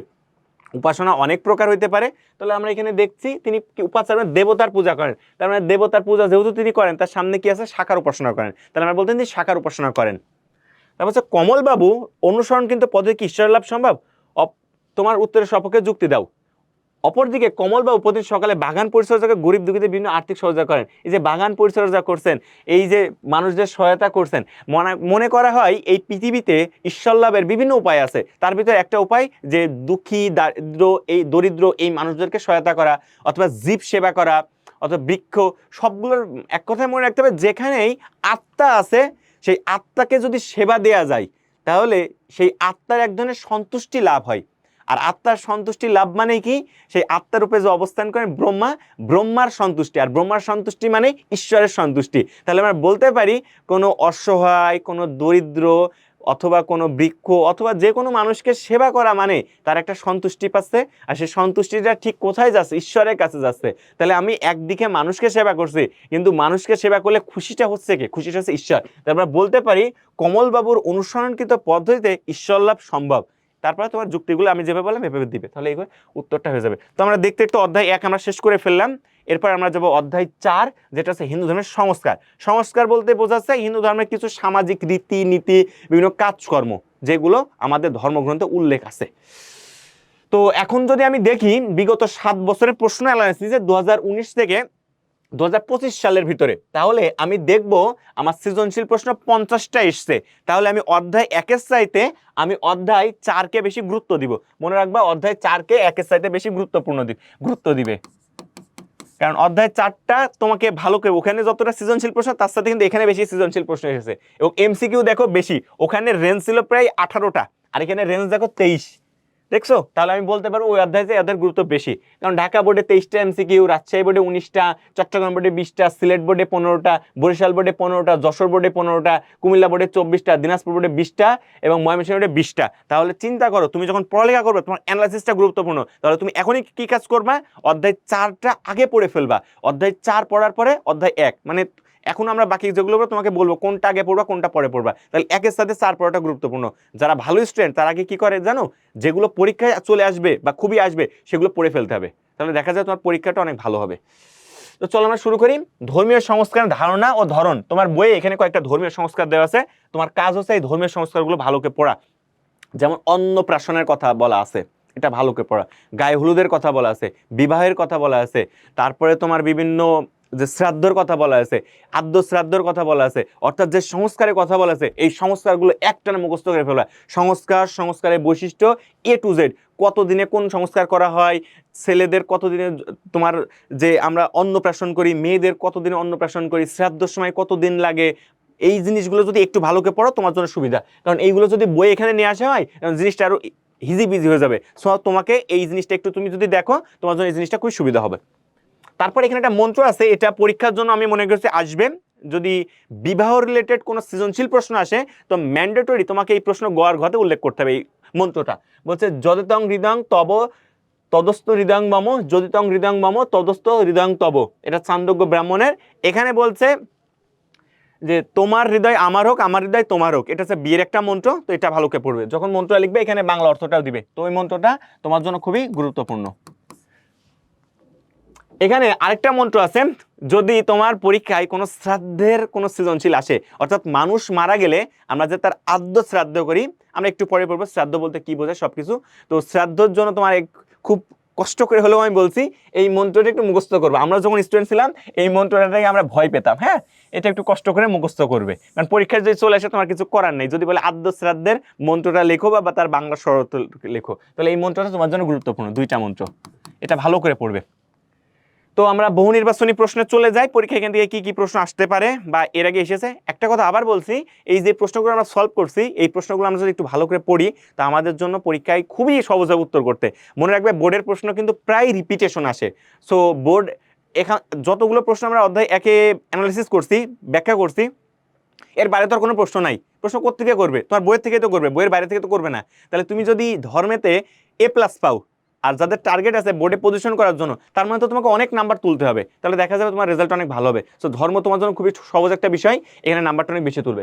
বলছে কার্তিক বাবুর সন্তান জন্মের 6ষ্ঠ মাসে আত্মীয় স্বজন প্রতিবেশীদের উপস্থিতি একটি অনুষ্ঠান করেন। অন্যদিকে অপূর্ব অপর্ণা সর্বসম্মতিতে আত্মীয় স্বজন ও প্রতিবেশীদের উপস্থিতিতে যজ্ঞের মাধ্যমে একটি অনুষ্ঠানের মধ্যে পারিবারিক বন্ধন আবদ্ধ হন। কার্তিক বাবুর ছেলে অনুষ্ঠান কি ধরনের সংস্কার? এখন ছেলের একটা সংস্কার এখানে যেটা হবে সেটা হচ্ছে অন্নপ্রাশন। কেন অন্নপ্রাশন হবে? বলছে জন্মের 6ষ্ঠ মাসে, ছেলেদের 6ষ্ঠ মাসে আত্মীয় স্বজন ও প্রতিবেশী উপস্থিতি একটি অনুষ্ঠান করা হয়। এখানে কার্তিক বাবুর সন্তান জন্মের 6ষ্ঠ মাসে আত্মীয় স্বজন ও প্রতিবেশী উপস্থিতি একটি অনুষ্ঠান করেন। কার্তিক বাবুর ছেলে অনুষ্ঠানে কোন ধরনের সংস্কার? আর যদি ছেলে বলে দিয়েছে তাহলে বুঝতেই পারছে এটার অন্নপ্রাশন। তারপরে হচ্ছে অপূর্ব অপর্ণা যে বন্ধনে যুক্ত হয়েছে যে সংস্কারটির মাধ্যমে। তাহলে আমরা একটু দেখি অপূর্ব অপর্ণা সর্বজন আত্মীয় স্বজন প্রতিবেশী উপস্থিত যজ্ঞের মাধ্যমে, কিসের যজ্ঞের মাধ্যমে, একটি অনুষ্ঠানের মাধ্যমে পারিবারিক বন্ধন হয়। দেখা যাক কি হয়। মানব মনের সুকুমার বৃত্তিগুলো বিকশিত হয়, পুরুষ লাভ করে পিতৃত্ব এবং নারী লাভ করে মাতৃত্ব, স্ত্রী পুরুষের জীবন চলার কাছে বৈষম্য সৃষ্টি করে। বিয়ে হলে কি কখনো বৈষম্য সৃষ্টি হয়? হয় না। তাহলে উত্তর হবে 1 এবং 2। যেহেতু তার একটা যজ্ঞের মাধ্যমে, বিয়েতে একটা যজ্ঞ হয়, তো এই যজ্ঞের মাধ্যমে কি হয়েছে? মানব মনের সুকুমার বৃত্তিগুলো বিকশিত হয়েছে, পুরুষ লাভ করে পিতৃত্ব এবং নারী লাভ করে মাতৃত্ব। বর্তমান সমাজে কোন ধরনের বিবাহ প্রচলিত আছে? এখানে দৈব, ব্রাহ্ম, আর্য, প্রজাপত্য। তাহলে আমরা বলতে পারি বর্তমান সমাজে ব্রাহ্ম বিবাহ প্রচলিত আছে। কোন বিবাহ? ব্রাহ্ম বিবাহ। অশৌচকালে মৃত ব্যক্তির উদ্দেশ্যে তুলসী গাছের গোড়ায়। অশৌচ কি? অশৌচ বলতে আগে তোমার ধারণাটা বোঝাই। যখন আমাদের কোনো নিকটতম আত্মীয় মারা যায় তখন আমরা কি হয়ে যাই? অনেক কান্নাকাটি করি এবং তার কথা অনেক সময় মনে পড়ে। তো এই সময় আমাদের কিছু নিয়ম কানুন মেনে চলতে হয়, যেমন খাবার দাবার শুরু করে অনেক কিছু। তো এই সময়টাকে আমরা যে পালন করি এটাকে অশৌচ বলা হয়। অশৌচ 2 প্রকার, একটা জনন শৌচ, একটা মরণ শৌচ। জনন শৌচ বলতে হচ্ছে কোনো ব্যক্তি জন্মগ্রহণ করলে যেটা সেটা, আর মরণ শৌচ বলতে বোঝানো হচ্ছে কোনো মানুষ মারা গেলে। তো এখানে ওই অশৌচকালে মৃত ব্যক্তি উদ্দেশ্যে তুলসী গাছের গোড়ায় কি করা হয়? জল প্রদান করতে হয়, দুধ দিতে হয়, এই ফুল দিতে হয় না। হ্যাঁ, 1 এবং 3 হবে। পরে আমরা উদ্দীপকটা পড়ি, পরে প্রশ্ন উত্তর করি। বলছে রমণী মোহন বাবুর একমাত্র মেয়ে সুমিত্রার বিবাহ উপলক্ষে গায়ে হলুদের আয়োজন করা হয়। অপরদিকে উৎপলার ছেলে উৎসর মুখে প্রথম ভাত দেওয়ার জন্য এক অনুষ্ঠানের আয়োজন করা হয়। গায়ে হলুদ অনুষ্ঠানের অন্তর্নিহিত উদ্দেশ্য কি? গায়ে হলুদ আনন্দ করা, অনেকে গেল যে আনন্দ করেই, পূর্বপুরুষের আশীর্বাদ কামনা, বিয়ের কনেকে সাজানো, নবদম্পতির সুখ শান্তি কামনা। এটা গায়ে হলুদ হচ্ছে পূর্বপুরুষের আশীর্বাদ কামনা, এটা হচ্ছে উত্তর। হ্যাঁ, পূর্বপুরুষের আশীর্বাদ কামনা করা। অনেকে আবার গায়ে হলুদ না অনেক মজা করে। হ্যাঁ, তাহলে এটা কি? পূর্বপুরুষের আশীর্বাদ কামনা হবে এখানে। উৎপলার ছেলের মুখে ভাত দেওয়ার অনুষ্ঠান হিন্দু সংস্কারে কি বলা হয়? মুখে ভাত দেওয়া অনুষ্ঠান করতে একেবারে সহজ, অন্নপ্রাশন। ভাত অন্ন, মনে থাকে জানো? হ্যাঁ, ভাত অন্ন, ভাত দেওয়া অনুষ্ঠান মানে অন্নপ্রাশন। অশৌচ শব্দের অর্থ কি? একটু আগে আমরা অশৌচ শব্দটা পড়েছি। অশৌচ বলতে কি বোঝায়? যখন আমাদের কোনো মানুষ মারা যায় তখন আমরা কি, মন খারাপ থাকে, তখন আমাদের ভিতরে কি থাকে? আমাদের ভিতরে একটা সুচিতার অভাব থাকে। হ্যাঁ, তো এটা তো নিরামিষ হওয়ার কথা ছিল না, অপরিষ্কার কথা ছিল না, একটু সমস্যায় পড়তাম, যেটা পবিত্রতা হবে না সুচিতার অভাব। সবসময় রাখা অশৌচ, এখানে একটা চ আছে এবং তালবস্যা আছে, তাহলে সুচিতার অভাব। হ্যাঁ, অশৌচ শব্দের অর্থ সুচিতার অভাব। কেউ জন্মগ্রহণ করলে কি পালন করতে হয়? জন্মগ্রহণ করলে জননা শৌচ, আর মৃত্যুবরণ করলে মরণ শৌচ। এটা হচ্ছে জন্মগ্রহণ, আর এইটা হচ্ছে কেউ মৃত্যুবরণ করলে। এই দুইটা জিনিস ভালোভাবে মনে রাখতে হবে, একটা জন্মগ্রহণ, একটা মৃত্যুবরণ।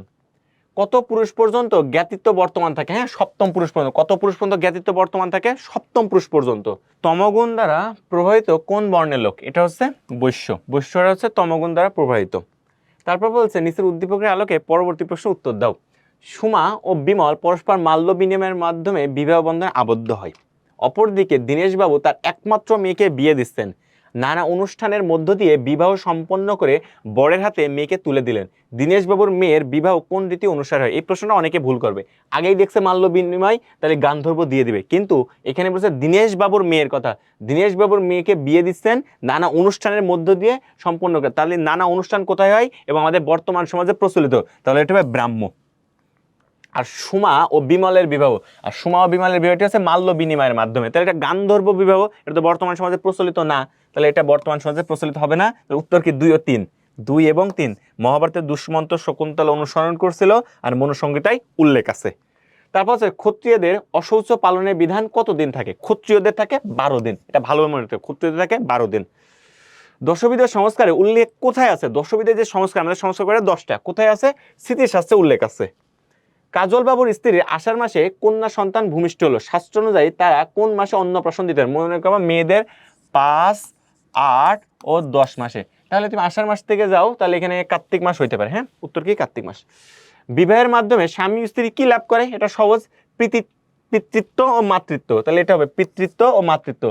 এখানে কর্তৃত্বটা ভুল আছে, এখানেও কর্তৃত্বটা, এখানেও কর্তৃত্ব, তাহলে এখানে দায়িত্ব ভুল। হ্যাঁ, তাহলে সি নম্বর। নিচের উদ্দীপক 2টা পড়ে আমরা উত্তর করব। উদ্দীপক 1 বলছে তাপসের সন্তান জন্মের পর সে যষ্টিমদীয় ঘি দ্বারা ছেলের জিহ্বা স্পর্শ করে। তাপসের পালনকৃত অনুষ্ঠানটি দশবিধের সংস্কারের মধ্যে কোনটা? তাহলে অবশ্যই দৃশ্য 1 অবশ্যই জাতকর্ম। এটাকে কি বলা হয়? জাতকর্ম। অর্থাৎ কোনো বাসায় যদি কোনো বাচ্চা জন্মগ্রহণ করে তাহলে যষ্টিমদীয় ঘি দ্বারা জিহ্বাটা স্পর্শ করা হয়। এই কারণে জিজ্ঞেস করা হয় যে জন্মানোর পরে তাকে মধু খাওয়াইছিল কিনা। হ্যাঁ, ওই যে যাদের কথাবার্তা কি অনেক থাকে না, সেই কারণে আমরা বলি যে তার কথা ভালো বা খারাপ কিনা, সেই কারণে এটা আমরা বলতে জাতকর্ম এখানে উত্তর হবে। তো তারপরে আমরা দেখি বলছে উদ্দীপকের ববিতার বিয়ের অনুষ্ঠানটি পালনের মাধ্যমে কি হয়? দৃশ্য 2 বলছে ববিতার বিয়ের আনুষ্ঠানিকতা চলাকালীন একটি উল্লেখযোগ্য পর্বে ববিতাকে গাঁদা ফুলের রঙের মতন দেখায়। তাহলে গাঁদা ফুলের রঙের মতন দেখাইলে কিসের মতো? তাহলে কি গায়ে হলুদ হয়?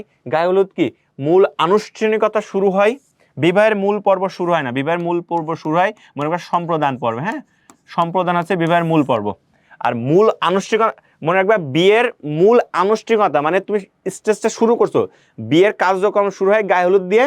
আর বিয়ের মূল পর্ব যেটা বলা হয়, বিয়ের মূল পর্ব হচ্ছে সম্প্রদান। তাহলে এটা হবে না, তাহলে এবং দেহ শুদ্ধিকরণ হয়। তাহলে উত্তরটা হচ্ছে 1 এবং 3।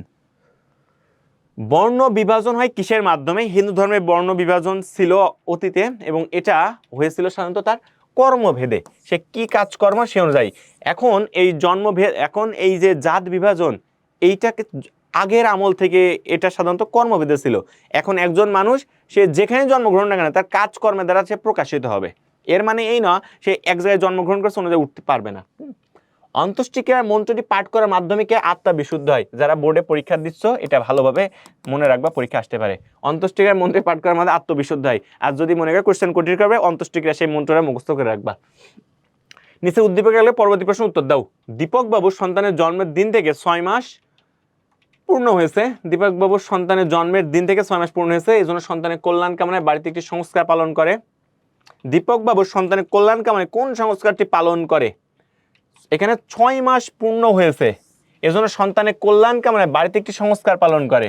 তাহলে 6 মাস পূর্ণ হয়েছে, আর আমরা শিখেছি যে ছেলের সাধারণত 6 মাস পরে, তাহলে এখানে কি হবে? অন্নপ্রাশন হয়। জাতকর্ম কিন্তু হচ্ছে না। হ্যাঁ, মানে জাতকর্ম বলতে সে জন্মগ্রহণ করেছে তারপরে জাতকর্ম, আর এখানে অন্নপ্রাশন বলতে বোঝাচ্ছে যে একটা শেষ পর্যায়ে 6 মাস পরে। রমলা জীবনের বিশেষ দিনের গুরুত্ব। রমলা কি? রমলা বিশ্ববিদ্যালয়ে পাঠ শেষে বাড়িতে এসেছে, পড়ালেখা শেষ করে। এই সময় তার বাবা রমলাকে সোনার গহনা পরিয়ে সকলের উপস্থিতিতে একটি বিশেষ অনুষ্ঠান আয়োজন করে। অনুষ্ঠান ছিল রমলার জীবনে একটি বিশেষ দিন। তার মানে বিবাহ দিয়েছে। নারী মাথায় লাভ করে মাতৃত্ব, পুরুষ পিতায় লাভ করে পিতৃত্ব। নারীকে জীবন, বিয়েতে কোনো কি জীবনমুখী শিক্ষা দেয়? 1 এবং 2 হবে। জন্মের পর জব জ্যোষ্ঠীমধ্যে ঘৃত দ্বারা সন্তানের জিহ্বা স্পর্শ করতে কোটা? এটা একেবারে সহজ। জন্মের পর জব জ্যোষ্ঠীমধ্যে ঘৃত দ্বারা সন্তানের জিহ্বা স্পর্শ করতে হয় কোন সংস্কারের মাধ্যমে? জাতকর্মের মাধ্যমে। দেখছো প্রায়ই আসছে। বিবাহের মূল পর্ব কোনটা? দেখছো কত বোর্ডে এসে, এটা হচ্ছে সবচাইতে গুরুত্বপূর্ণ প্রশ্ন। বিবাহের মূল পর্ব কোনটা? মূল পর্ব হচ্ছে সম্প্রদান। আর গাত্র হরিদ্রা মানে গায়ে হলুদ, এটা দিয়ে শুরু হয়, মনে রাখবা গায়ে হলুদ দিয়ে শুরু হচ্ছে, এই জায়গায় হচ্ছে গায়ে হলুদ, এটা দিয়ে শুরু হয়। আর বিয়ের মানে মূল অতিথিরা কোথায় থাকে? মাঝখানে থাকে, তাহলে এই জায়গা হচ্ছে সম্প্রদান। হ্যাঁ, সম্প্রদান। পণ প্রথা নির্মূলে, পণ প্রথা কি? পণ প্রথা বলতে হচ্ছে ওই যে বিয়েতে যারা যৌতুক প্রথা নেয় না, ওই যৌতুক প্রথাটা, অর্থাৎ কনে পক্ষ থেকে অনেক বর পক্ষের লোক কি নেয়? টাকা পয়সা নেয়।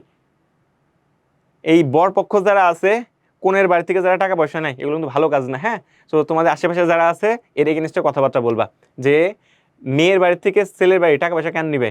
ছেলেরা এই কাজটা সবচেয়ে খারাপ কাজ করে, যে কখনো কখনো বিয়ের সময় দেখা যায় ছেলেরা মেয়ের বাড়ি থেকে অনেক টাকা পয়সা দাবি করে, তো দেখা গেল ওই মেয়ের পরিবারটার জন্য দরিদ্র থাকে, তাহলে কিন্তু আসলেই তার বাবা মা অনেক কষ্টে থাকে, তো এই কাজটা করা যাবে না।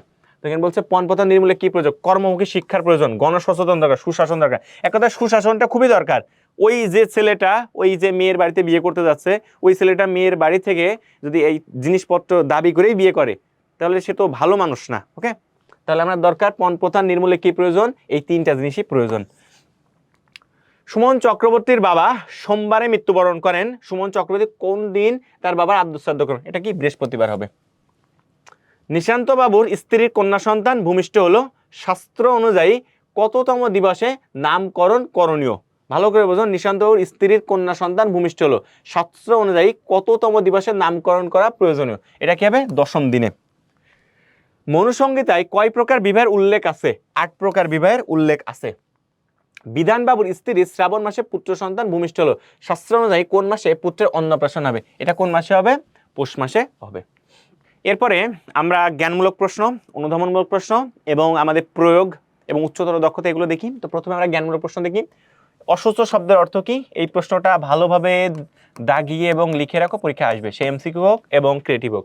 অসুস্থ শব্দের অর্থ কি আমরা পড়েছি? অসুস্থ শব্দের অর্থ হচ্ছে সুচিতার অভাব, অর্থাৎ কোনো আমাদের আপনজন মারা গেলে আমাদের ভিতরে এক ধরনের খারাপ কাজ করে, তখন আমরা কি করি? আমাদের ভিতরে পবিত্রতার অভাব থাকে, তো এটাকে আমরা বলি সুচিতার অভাব। বৃদ্ধিশ্রাদ্ধ কাকে বলে? বৃদ্ধিশ্রাদ্ধ বলতে বোঝাচ্ছে আমাদের যে পরপুরুষ আছে, পূর্বপুরুষ আছে, এই পূর্বপুরুষদের প্রতি যে আমরা শ্রদ্ধা নিবেদন করি, এটাকে বৃদ্ধিশ্রাদ্ধ বলে। পণ কাকে বলে? একটু আগে আমরা বলেছি পণ কি? বিয়ের সময় ছেলে পক্ষ মেয়ে পক্ষ থেকে যদি কোনো কিছু দাবি দেওয়া করে, এটাকে পণ বলে। এটা সবচেয়ে ক্ষতিকর জিনিস, এটা যদি কেউ করে তুমি ডিরেক্ট তার এগেনস্টে দাঁড়িয়ে তোমার ভয়েস রেজ করবা, যেটা ঠিক না। সমাবর্তন কাকে বলে? এটা খুবই গুরুত্বপূর্ণ। সমাবর্তন হচ্ছে প্রাচীনকালে গুরুগৃহে পাঠ শেষ করে আসার দিনে গুরু অনেক ধরনের তোমার কথাবার্তা বলতো, যেন তুমি পরবর্তী জীবনে কি কি করবে, এই উপদেশগুলোকে সমাবর্তন বলে। এই সমাবর্তনের ধারাবাহিকতায় বর্তমানে তোমরা যারা ইউনিভার্সিটি লাইফে আসবে, তো ইউনিভার্সিটির পড়ালেখা শেষ করার একটা শেষ দিনে তো ঠিক সেম জিনিস কাজটা করা হয়, তোমাকে বিভিন্ন উপদেশ দেওয়া হয়। তাহলে আমরা বলতে পারি প্রাচীনকালে গুরুগৃহে পাঠ শেষ করার শেষ দিনে গুরু যে উপদেশটা দিতেন আমাদের পরবর্তী জীবনে কাজ করার জন্য বা পরবর্তী জীবন চলার জন্য, সেই দিনটাকে কি বলে? সমাবর্তন। বিবাহ কাকে বলে? বিবাহ বলতে বোঝায় যখন কোনো একটি ছেলে বা কোনো একটি মেয়ে কোনো শপথ বাক্য পাঠ করার মাধ্যম দিয়ে পরবর্তী জীবন চলাচল করার একটা যে রাস্তা বেছে নেয়, সেটা হচ্ছে বিবাহ। এখানে সেটা মালা দানের মাধ্যমে হতে পারে বা কোনো কিছু সাক্ষী রেখে হইতে পারে। তাহলে আমরা বলতে পারি মালা বিনিময়ের মাধ্যমে অথবা কোনো বাক্য শপথের বিনিময়ে বা কোনো কিছু সাক্ষী রেখে যখন পরবর্তী জীবনে চলার তারা একটা পথ বেছে নেয়, তখন তাকে বিবাহ বলে। আদ্য শ্রাদ্ধের পূর্ণ নাম হচ্ছে একদিষ্ট শ্রাদ্ধ। হ্যাঁ, আদ্য একদিষ্ট শ্রাদ্ধ। জাত কর্ম কাকে বলে? একটু আগেই পড়েছি, যদি কখনো কোনো বাসায় কোনো সন্তান হয়, তখন দধি অথবা মধু বা ঘৃতকর্ম দ্বারা তার জিহ্বাজি স্পর্শ করে, এটাকে জাতকর্ম বলে। বিবাহের মূল পর্ব কোনটা? বিবাহের মূল পর্ব হচ্ছে সম্প্রদান। ভালোভাবে মনে করো, বিবাহের মূল পর্ব সম্প্রদান। সম্প্রদান বলতে কারো হাতে তুলে দেওয়া। এখানে তার বাবা বা বাবা তুল্য কোনো ব্যক্তি ওই মেয়েকে কোনো ছেলের হাতে যখন তুলে দেয় এবং তখনই তার ভারটা ওখানে আসে, যেন তার দায়িত্বটা আজীবন সে নেয়, এটা সম্প্রদান। অন্নপ্রাশন কি? অন্নপ্রাশন বলতে হচ্ছে কোনো ছেলে বা মেয়ে কোনো বাসায় জন্মগ্রহণ করলে, ছেলে 6 মাস হইতে পারে এবং মেয়ের 5, 8, 10 মাস পরে আত্মীয় স্বজন এবং অনেক মানুষজনকে ডেকে বাসায় কোনো অনুষ্ঠান করে যে কাজকর্ম করা হয় এবং তার মুখে যে ভাতটা তুলে দেওয়া হয়, সেটা হচ্ছে অন্নপ্রাশন। তাহলে ছেলে এবং মেয়ের, বিশেষ করে ছেলের 6 মাস পরে, মেয়ের 5, 8 অথবা 10 মাস পরে বয়সে যখন তার মুখে অন্ন তুলে দেওয়া হয়, মানে তার এক কথায় সে ভাত খাওয়া শুরু করছে, এবং এই অনুষ্ঠানে অনেক মানুষকে নেয়। এটা একটা হিন্দু ধর্মের দশবিধ সংস্কার একটা অংশ, সেটাকে আমরা বলি অন্নপ্রাশন। বর্তমান সমাজে কোন বিবাহ অধিক প্রচলিত? এটা হচ্ছে ব্রাহ্ম বিবাহ। সংস্কার কি? সংস্কার বলতে নতুনত্ব বা কোনো প্রাচীন রীতিনীতি। এটা বিবাহ শব্দের অর্থ কি? ভার বহন করা। অন্ত্যেষ্টি শব্দের অর্থ কি? অন্ত্যেষ্টি শব্দের অর্থ শেষ ক্রিয়া। অন্ত্যেষ্টি মানে শেষ ক্রিয়া, অন্ত্যেষ্টি মানে শেষ, আর অন্ত্যেষ্টি ক্রিয়া মানে শেষ ক্রিয়া। স্মৃতিশাস্ত্রে কয়টি সংস্কারের কথা উল্লেখ আছে? 10টি সংস্কারের কথা উল্লেখ আছে। দশবিধ সংস্কারের মধ্যে সর্বশ্রেষ্ঠ কোনটি? দশবিধ সংস্কারের মধ্যে সর্বশ্রেষ্ঠ সংস্কার কোনটি? দশবিধ সংস্কার সর্বশ্রেষ্ঠ বিবাহ। বর্ণ বিভাজন হয় কিভাবে? বর্ণ বিভাজন হয় কর্মের মাধ্যমে। এরপরে আমরা অনুধাবনমূলক প্রশ্নগুলো একটু দেখি। অনুধাবনের প্রশ্ন প্রথমে বলেছে জন্মভেদে নাই বরং কর্মভেদেই বর্ণ বিভাজন, কথাটি ব্যাখ্যা করো। অর্থাৎ আমাদের হিন্দু ধর্ম অনুসারে অনেকেই ভাবে যে জন্মভেদে তার কাজকর্মগুলো নির্ধারিত হয়। অর্থাৎ আমরা হিন্দু ধর্মে 4টা ভাগে বিভক্ত করি, কাউকে ব্রাহ্মণ বলি, কাউকে ক্ষত্রিয় বলি, কাউকে বৈশ্য বলি বা শূদ্র বলি। এগুলো আসলে তার জন্ম অনুসারে হয় নাই, এগুলো সাধারণত তার বর্তমান আমরা যা চিন্তা চেতনা করতে পারি যে একজন ব্যক্তি যদি ব্রাহ্মণ ঘরেও জন্মগ্রহণ করে কিন্তু তার কাজকর্ম যদি খারাপ হয় তাহলে সে তাকে শূদ্র বলে পরিগণিত করাই যেতে পারে। অন্যদিকে যদি শূদ্রের ঘরে একটা কোনো বাচ্চা জন্মগ্রহণ করে, সে যদি পড়ালেখা এবং তার কাজকর্মে অনেক জ্ঞানী এবং অনেক ভালো হয়, তাকে আমরা ব্রাহ্মণ কাজকর্মের দ্বারা বিবেচিত করতেই পারি। তাহলে আমরা বলতে পারি সে শুধু জন্মগ্রহণ করার মাধ্যমে বিবেচিত হবে না, তার কাজকর্ম বা কর্মগুণ দ্বারা বিবেচিত হবে। সমাবর্তন অনুষ্ঠানটি কেন করা হয়? আমরা একটু আগে বলেছি, প্রাচীনকালে গুরু গিয়ে পাঠ শেষ করার পরে গুরু আমাদেরকে যে পরবর্তী জীবনে কি কাজকর্ম করতে হবে, কিভাবে চলতে হবে, যে বাণীগুলো শোনাতো সেটাকে আমরা সমাবর্তন বলতাম। বর্তমানে সমাবর্তনের ধারাবাহিকতা আমরা যখন বিশ্ববিদ্যালয়ে পড়ালেখা শেষ করি তখন একটা অনুষ্ঠান করে, এটা হচ্ছে সমাবর্তন। জননা শৌচ বলতে কি বোঝায়? জননা শৌচ বলতে হয় কোনো বাসায় যদি জন্মগ্রহণ করে কেউ, সেই জন্মগ্রহণ উপলক্ষে যে অশৌচ পালন করে তাকে জননা শৌচ বলা হয়। বৃদ্ধি শ্রাদ্ধ বলতে কি বোঝায়?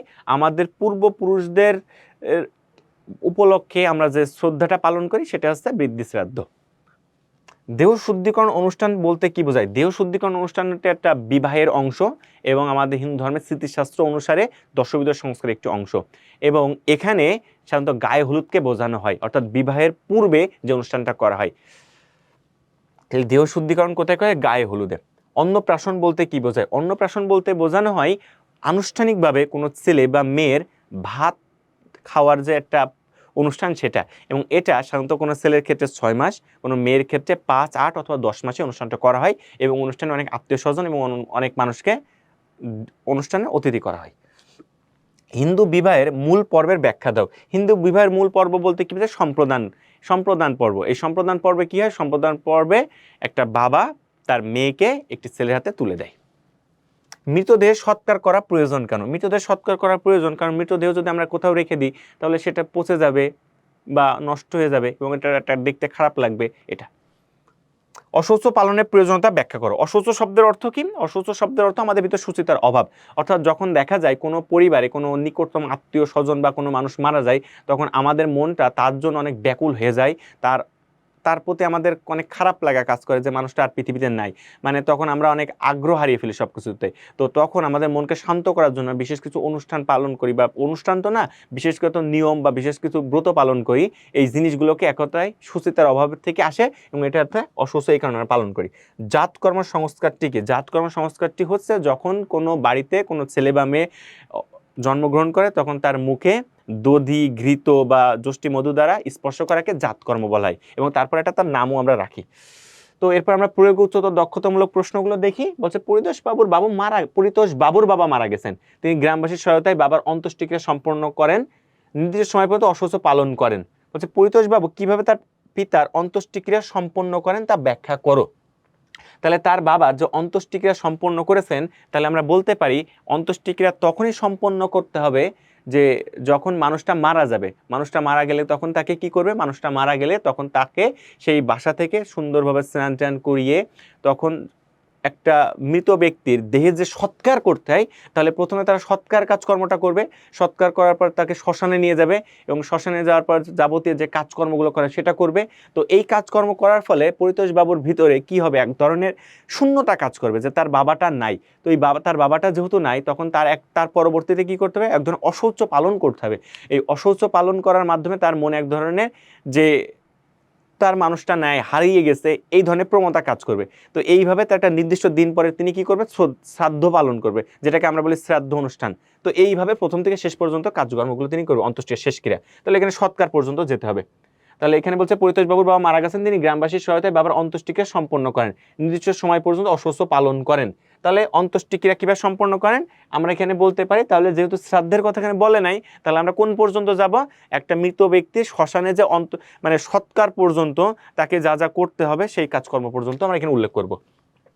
তারপর বলছেন পরিমল বাবু, অপরদিকে পরিতোষ বাবুর বন্ধু পরিমল চক্রবর্তী একটি অনুষ্ঠান পরিচালনা করছেন, সেখানে আসন, ছাতা, পাদুকা, বস্ত্র, অন্ন, জল, বিছানার প্রতি মন্ত্র উচ্চারণ উৎসর্গ করায় সবশেষে পিণ্ডদানের মাধ্যমে অনুষ্ঠান শেষ করে। ওই অনুষ্ঠানে অনেক আত্মীয় স্বজন সমাগম ঘটে। তাহলে পরিমল চক্রবর্তী একটা অনুষ্ঠান পরিচালনা করছে, তার পারিবারিক সামাজিক গুরুত্ব বর্ণনা করে। পরিমল চক্রবর্তীর যে অনুষ্ঠান করা হচ্ছে সেটা হচ্ছে শ্রাদ্ধ অনুষ্ঠান।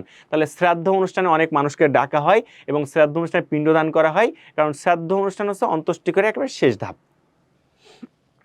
এখানে চিত্র 1 এবং চিত্র 2 দুইটা জায়গা আছে, একটা হচ্ছে নতুন জীবন এবং একটা হচ্ছে কষ্টের জীবন, একটা হচ্ছে একটা হচ্ছে সুখের জীবন, একটা দুঃখের জীবন। কারণ এখানে একজন মানুষ, একটা ছেলে এবং একটা মেয়ে আছে। চিত্র 1 সামাজিক অনুষ্ঠান, এটা বিবাহ অনুষ্ঠান।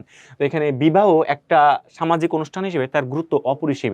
এখানে একটা ছেলে এবং একটা মেয়ে তারা একটা নতুন জীবনে প্রবেশ করে এবং সেই জীবনটা তাদের কেবল শুরু, অর্থাৎ তারা সামাজিকভাবে অনেক মানুষকে সেখানে আতিথ্যতা প্রদান করে, একটা খুব সুখী বা খুবই একটা খুশির অনুষ্ঠান হিসেবে বলা যাইতে পারে।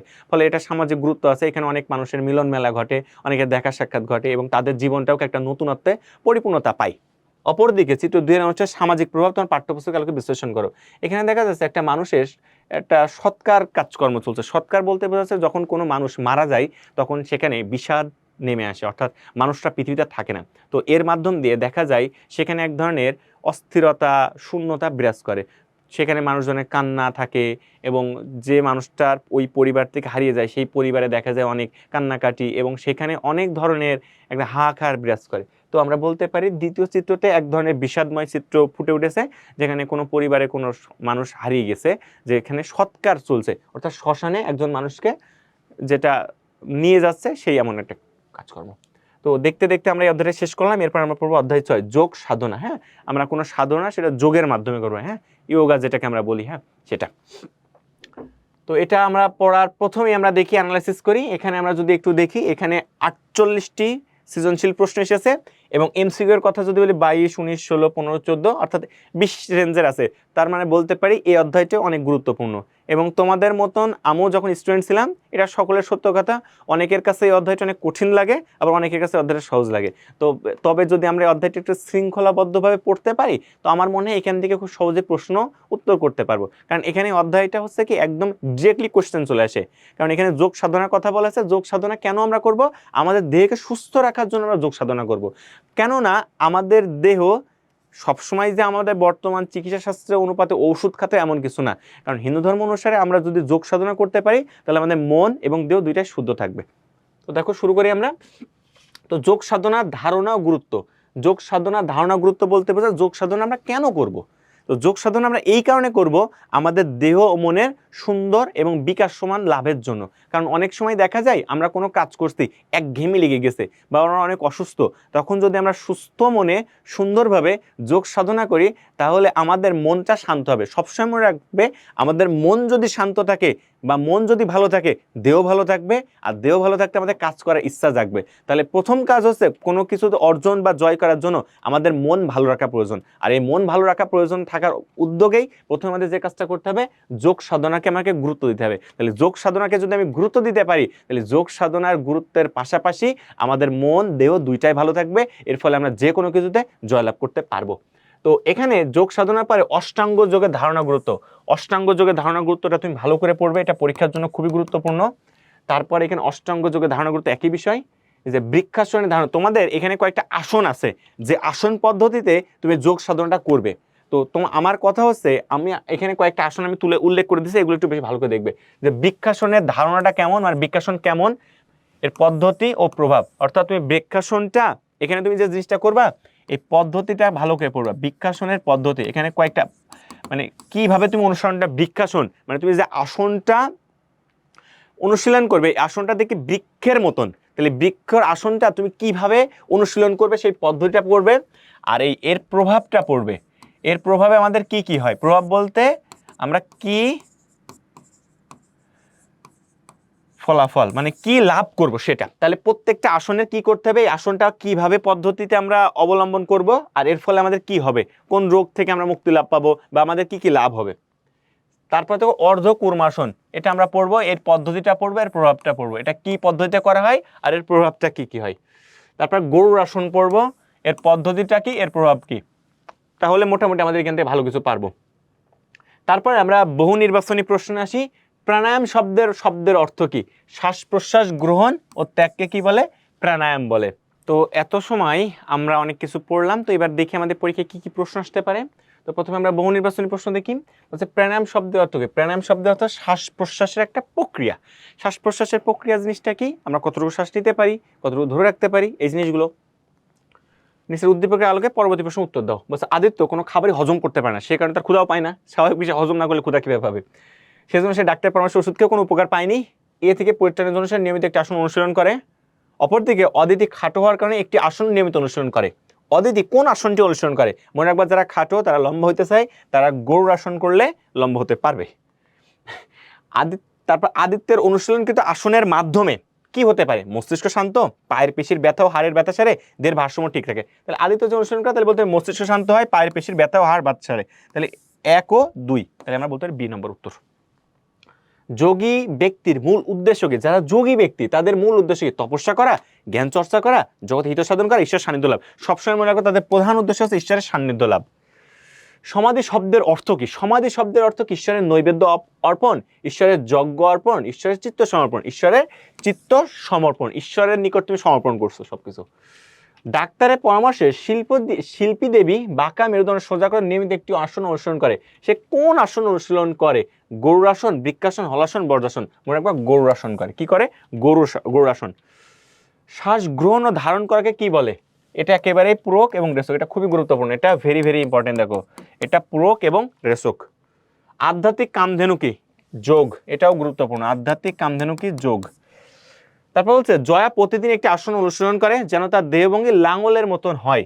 তাহলে লাঙল, এটা হল শব্দের অর্থ লাঙল, তাহলে একবারে বলবো এটা হলাসন। কারণ জয়ের অনুশীলনকৃত আসনটির নাম কি? হলাসন। জয়ের অনুশীলনকৃত আসনটির নাম কি? হলাসন। হল থেকে কি এসছে? লাঙল এসছে। জয় প্রতিদিন একটি আসন অনুশীলন করে যেন তার দেহভঙ্গি লাঙলের মতন হয়, তাহলে এটা অবশ্যই কি? হলাসন বা লাঙল আসন। এই আসনটি অনুশীলনের মাধ্যমে কি লাভ হয়? দেহের ভারসাম্য ঠিক থাকে, পেট ও উরুর পেশি সবল হয়, হজম শক্তি বাড়ে, পিঠে ব্যথা থাকলে তা দূর হয়। এটা মনে রাখবা, পিঠে ব্যথা থাকলে দূর হয়। এটা খুবই গুরুত্বপূর্ণ, ভালোভাবে পড়বে এটা, এটা খুবই গুরুত্বপূর্ণ। তারপর দেখো, শ্বাস গ্রহণ ও শ্বাস ত্যাগ প্রক্রিয়া কোন যোগের অন্তর্গত? তাহলে এটাকে আমরা বলতে প্রাণায়ামের অন্তর্গত। কিসের অন্তর্গত? প্রাণায়ামের অন্তর্গত। যমের প্রকারভেদগুলো কি কি? অহিংসা, সত্য, অস্তেয়, ব্রহ্মচর্য। অস্তেয় শব্দ তো চুরি না করা, আর স্তেয় শব্দ তো চুরি করা। পরিগ্রহ অপরিগ্রহ হবে না, তাহলে উত্তর হবে 1 এবং 2। বলছে প্রত্যাহার শব্দের অর্থ কি? ফিরিয়ে নেওয়া। অষ্টাঙ্গ যোগের প্রবর্তকে? মহর্ষি পতঞ্জলি। এটা ভালো করে পড়বে, এটা আসতে পারে পরীক্ষায়, জ্ঞানমূলক অথবা এমসিকিউতে। প্রাণায়ামের মাধ্যমে কি হয়? প্রাণায়ামের মাধ্যমে কি হয়? আমরা শ্বাস প্রশ্বাসের গতিকে নিয়ন্ত্রণ করতে পারি। এত সময় আমরা বহু নির্বাচনী প্রশ্ন দেখলাম, এরপর আমরা জ্ঞানমূলক প্রশ্ন দেখব। তো জ্ঞানমূলক প্রশ্নের প্রথমে আমাদের আছে আসন অর্থ কি? আসন অর্থ বলতে বোঝাচ্ছে আমাদের দেহ ও মনকে সুন্দর রাখার জন্য আমাদের দেহের বিভিন্ন দেহভঙ্গির বিভিন্ন রূপকে আমরা আসন বলি। যেমন আমরা পড়ছি বৃক্ষাসন, গরুর আসন, হলাসন, এগুলো। তারপর বলছে ধারণা কাকে বলে? ধারণা বলতে বোঝায় মনকে বিশেষভাবে স্থির রাখাকে ধারণা বলে। প্রত্যাহার কাকে বলে? প্রত্যাহার শব্দতে কোনো কিছু থেকে ফিরিয়ে নেওয়া। যোগসূত্রের প্রণেতা হচ্ছে মহর্ষি পতঞ্জলি। যোগাসন কাকে বলে? যোগাসন বলতে বোঝায় আমাদের দেহকে বিশেষ নিয়মে রাখার একটা প্রক্রিয়াকে যোগাসন বলে, যেখানে রাখলে আমাদের দেহটা বিশেষ ভাবে থাকে এবং সুস্থ থাকে। বলছে অষ্টাঙ্গ যোগ কাকে বলে? মহর্ষি পতঞ্জলি অনুসারে 8টি অঙ্গের মাধ্যমে যদি কোনো যোগাসন করে তাহলে অষ্টাঙ্গ যোগ বলে। স্তেয় কাকে বলে? স্তেয় শব্দ চুরি করাকে বলে, আর অস্তেয় শব্দ চুরি না করা। তাহলে বলবো এখানে স্তেয় আছে, তাহলে স্তেয় শব্দ তো চুরি করা, আর অস্তেয় শব্দ চুরি না করা। হিন্দু শাস্ত্রে যোগ শব্দের অর্থ মিলন। যম শব্দের অর্থ কি? সংযম থাকা, সংযমী থাকা, বা যম শব্দের অর্থ সংযম। ধ্যান শব্দের অর্থ ধারণা বা ধীর স্থির। প্রণিধান শব্দের অর্থ কি? প্রণিধান মানে প্রত্যাপন করা, কোনো কিছুকে সমর্পণ করা।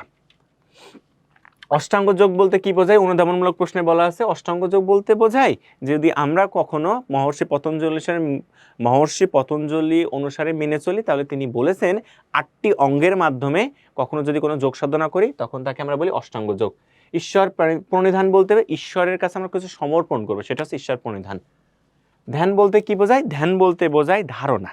আমাদের মনকে, আমাদের চিত্তকে যদি আমরা ধীর স্থির করে রাখি তাহলে আমরা ধ্যান করতে পারবো, এবং ধ্যান করার মাধ্যমে আমাদের যখন মন স্থির থাকবে, আর আমরা বলেছি আমাদের মন যখন ভালো থাকবে তাহলে আমাদের দেহ ভালো থাকবে, আর মনের দেহ ভালো থাকলে আমরা যে কোনো কাজ জয় করতে পারবো।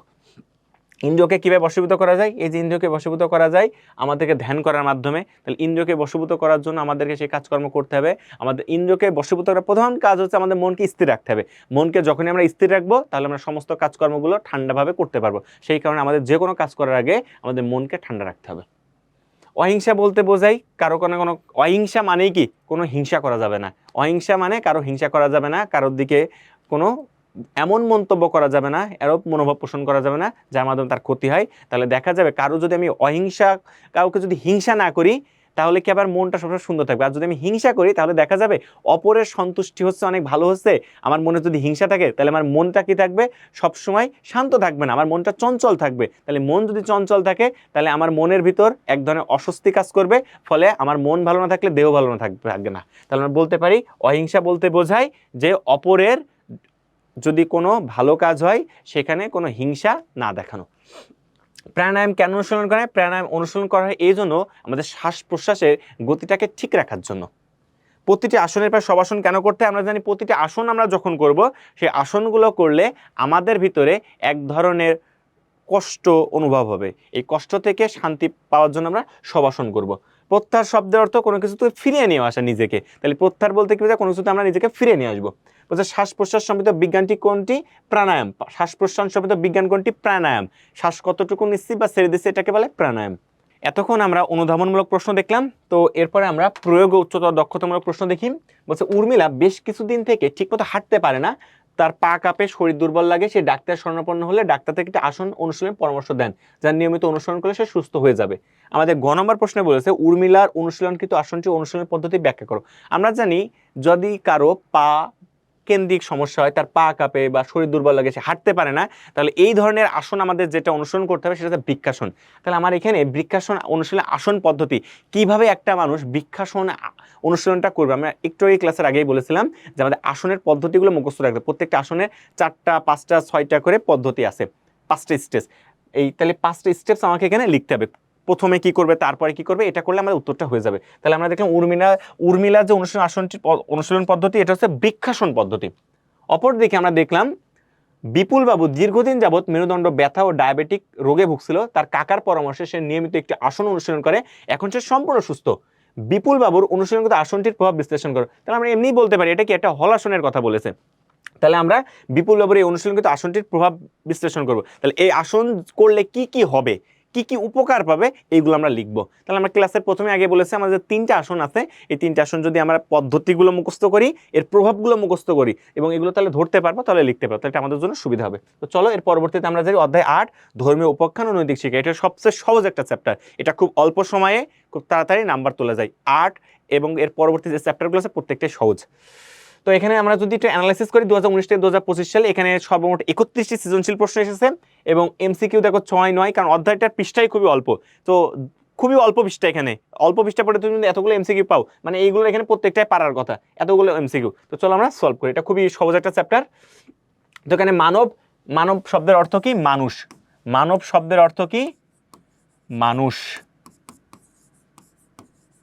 তো এই মানব শব্দটাকে আমরা ভাঙতে পারি মনু প্লাস ইষ্ণ। তো এইটাকে আমাদের কি বলে? প্রকৃতি বলে। কোন শব্দের মূল অংশকে কি বলা হয়? প্রকৃতি বলা হয়। আর পরে যদি যুক্ত হয় তাকে আমরা কি বলি? প্রত্যয় বলি। মনে থাকবে? তাহলে এইটা হচ্ছে আমাদের প্রত্যয়, এটা কি? প্রকৃতি। রন্তি বর্মার মানবতা, এই গল্পটা আমরা পড়েছি, রাজা রন্তি বর্মার গল্প। রাজা রন্তি বর্মা এমন একজন মানুষ ছিলেন, একজন কৃষ্ণ ভক্ত রাজা ছিলেন। তিনি টানা 48 দিন অনাহারে ছিলেন। 49তম দিনে এক ভক্ত তাকে অল্প কিছু খাবার দেন। এখন কথা হচ্ছে কেন দেন? তো রাজা রন্তি বর্মা একটা অযাচক বৃত্তি গ্রহণ করেনি। অযাচক বৃত্তিটা কি? অযাচক বৃত্তি আছে কারো কাছে কিছু চাওয়া যাবে না, জোর করা যাবে না, লোকে যা কিছু দেবে সেটা খেতে হবে। তো এইভাবে 48 দিন কেটে গেল। 49তম দিন এসে এক ভক্ত তাকে কিছু খেতে দিল। তো তিনি এই খাবারটা খেতে যাচ্ছে 49তম দিনের দিন। তো তখন একটা বৃদ্ধ লোক আসে এবং তার পাশে একটা কুকুর থাকে। তো তখন এসে বলে আমাকে কিছু খেতে দিন। তো রাজা তখন তাকে খাবারটা দিয়ে দেয়। তো এটা হচ্ছে মানবতা। তো এই রাজা রন্তি বর্মার গল্পটা হচ্ছে এটা। তারপর হচ্ছে সাহস কথাটির অর্থ ভয় শূন্যতা বা নির্ভীকতা। এই সাহস শব্দটা আমরা কোথায় পাই? আমরা গল্প জানি। গল্পটা কোথায়? রাম এবং রাবণের গল্প থেকে আমরা একদম ডিটেলস এটা একটু জানবো, কারণ আমাদের পরীক্ষা আসবে। রাম এবং রাবণ, এখানে যুদ্ধ হয়েছিল। রাম ছিল ধর্মের পক্ষের লোক আর রাবণ ছিল অধর্মের পক্ষের লোক। ধর্ম এবং অধর্মের যুদ্ধ হয়েছিল রাম এবং রাবণের মাঝে। যুদ্ধটা কি ছিল? রামের স্ত্রী সীতাকে নিয়ে যায় রাবণ অপহরণ করে। তখন রাবণের যে ভাই ছিল তার নাম ছিল বিভীষণ। বিভীষণ ধার্মিক ছিল। আমরা সকলেই জানি ধার্মিক মানুষ সবসময় ধর্মের পথে চলে। তো বিভীষণ বলেছিল যে সীতাকে দিয়ে দিতে, কিন্তু সীতাকে তখন ফেরত দেয় নাই। তখন রাবণের পক্ষ ছেড়ে বিভীষণ রামের পক্ষে যোগদান করে। তো এইভাবে যুদ্ধ শুরু হচ্ছে। তো যুদ্ধে অনেক রাবণের ক্ষয়ক্ষতি হচ্ছে। তো রাবণে অনেক মানুষ মারা যাচ্ছে, অনেক সৈন্য, অনেক মানুষ। তো এমন একদিন যুদ্ধ তো করতে হবে, চালাতে হবে। তো এমন একদিন বিভীষণের পুত্র তরুণী সেন যুদ্ধে অংশগ্রহণ করে। বয়সে সে তরুণ ছিল, অনেক বেশি বয়স ছিল না। এই যে তরুণ বয়সে, মানে অনেক বেশি বয়স না, খুবই অল্প বয়স, তারপর যে যুদ্ধ করতে এসেছে, এটা একটা সাহস। তো এই গল্পটা নিয়ে এখানে মেইনলি গল্পটা বলা হয়েছে। এবং আরো বলা হয়েছে এখানে আরেকটা জিনিস আছে, পারিবারিক শিক্ষা। ছোটবেলায় বিভীষণ যেহেতু ধার্মিক ছিল, ছোটবেলায় বলতে বিভীষণ যেহেতু ধার্মিক মানুষ, তার সন্তানকেও ধর্মের সবকিছু শেখাবে। তো এটাই করিয়েছিল, যে ধর্মের সবকিছু শিখেছিল। তো বিভীষণের পুত্র তরণী সেন যখন যুদ্ধক্ষেত্রে আসে, তো তরণী সেনের যে রথের পতাকা, সেখানে কি রাম নাম খচিত ছিল। তো রাম নাম খচিত পতাকা এটা দেখায় যে আমি ধর্মের পথে আছি। আবার এখানেও শেখায় যে সাহস, যে তার নিজ ভূমিকে রক্ষা করার জন্য এগিয়ে আসা। তো যতই সে অধর্মের পক্ষে ছিল, যে নিজের ভূমিকে রক্ষা করার জন্য সাহস নিয়ে সে এগিয়ে এসেছিল। তো পরবর্তীতে বিভীষণ আসে এবং বিভীষণ এসে বলে যে বিভীষণ এসে রামকে বলে প্রভু ওই তরণী সেনের কথা বলে বলে এই এই এই ছেলেটাকে মারতে। তো তখন রাম কি করে? রাম তখন বৈষ্ণব অস্ত্র দিয়ে ওই ছেলেটাকে মারে। তো মারার পরে এই ছেলেটা যখন মৃত্যুবরণ করে, তখন বিভীষণ কাছে যে কান্নাকাটি করে। তো তখন রাম তাকে জিজ্ঞেস করে তুমি কান্নাকাটি কেন করছো? তখন বলে যে এটা আমার পুত্র। তো তখন রাম আবার বিভীষণকে ভর্ৎসনা করে যে তুমি এই কাজটা করতে পারলে, নিজের ছেলেকে মেরে ফেলতে পারলে, আমাকে বললে। তো তখন বলে প্রভু যে ছেলেটি আপনার হাতে যদি মারা যায়, তো রাক্ষস থেকে সে কি হয়ে যাবে, যে মনুষ্য জন্ম নিতে পারবে। তো এখানে অনেক সিকোয়েন্স আছে গল্পটা। তো গল্পটা আমরা পুরো ডিটেলস পড়লাম। তো সাহস কথাটির অর্থ ভয়শূন্যতা বা নির্ভীকতা, যেটা আমরা তরণী সেনের মাঝে দেখি। তরণী সেন একটা ছোট্ট, একটা অনেক তরুণ ছিল, তারপর যুদ্ধক্ষেত্রে এসেছিল নিজের মাটিকে রক্ষা করার জন্য। তাহলে সৎসাহসী বালক তরণী সেনের গল্প আমরা পড়েছি। এখন আমরা বহু নির্বাচনী প্রশ্ন আছে, কার কথায় শ্রীরাম তরণী সেনকে বৈষ্ণব অস্ত্র নিক্ষেপ করেন? কার কথায় শ্রীরাম তরণী সেনকে বৈষ্ণব অস্ত্র নিক্ষেপ করেন? কার কথায়? বিভীষণের কথায়।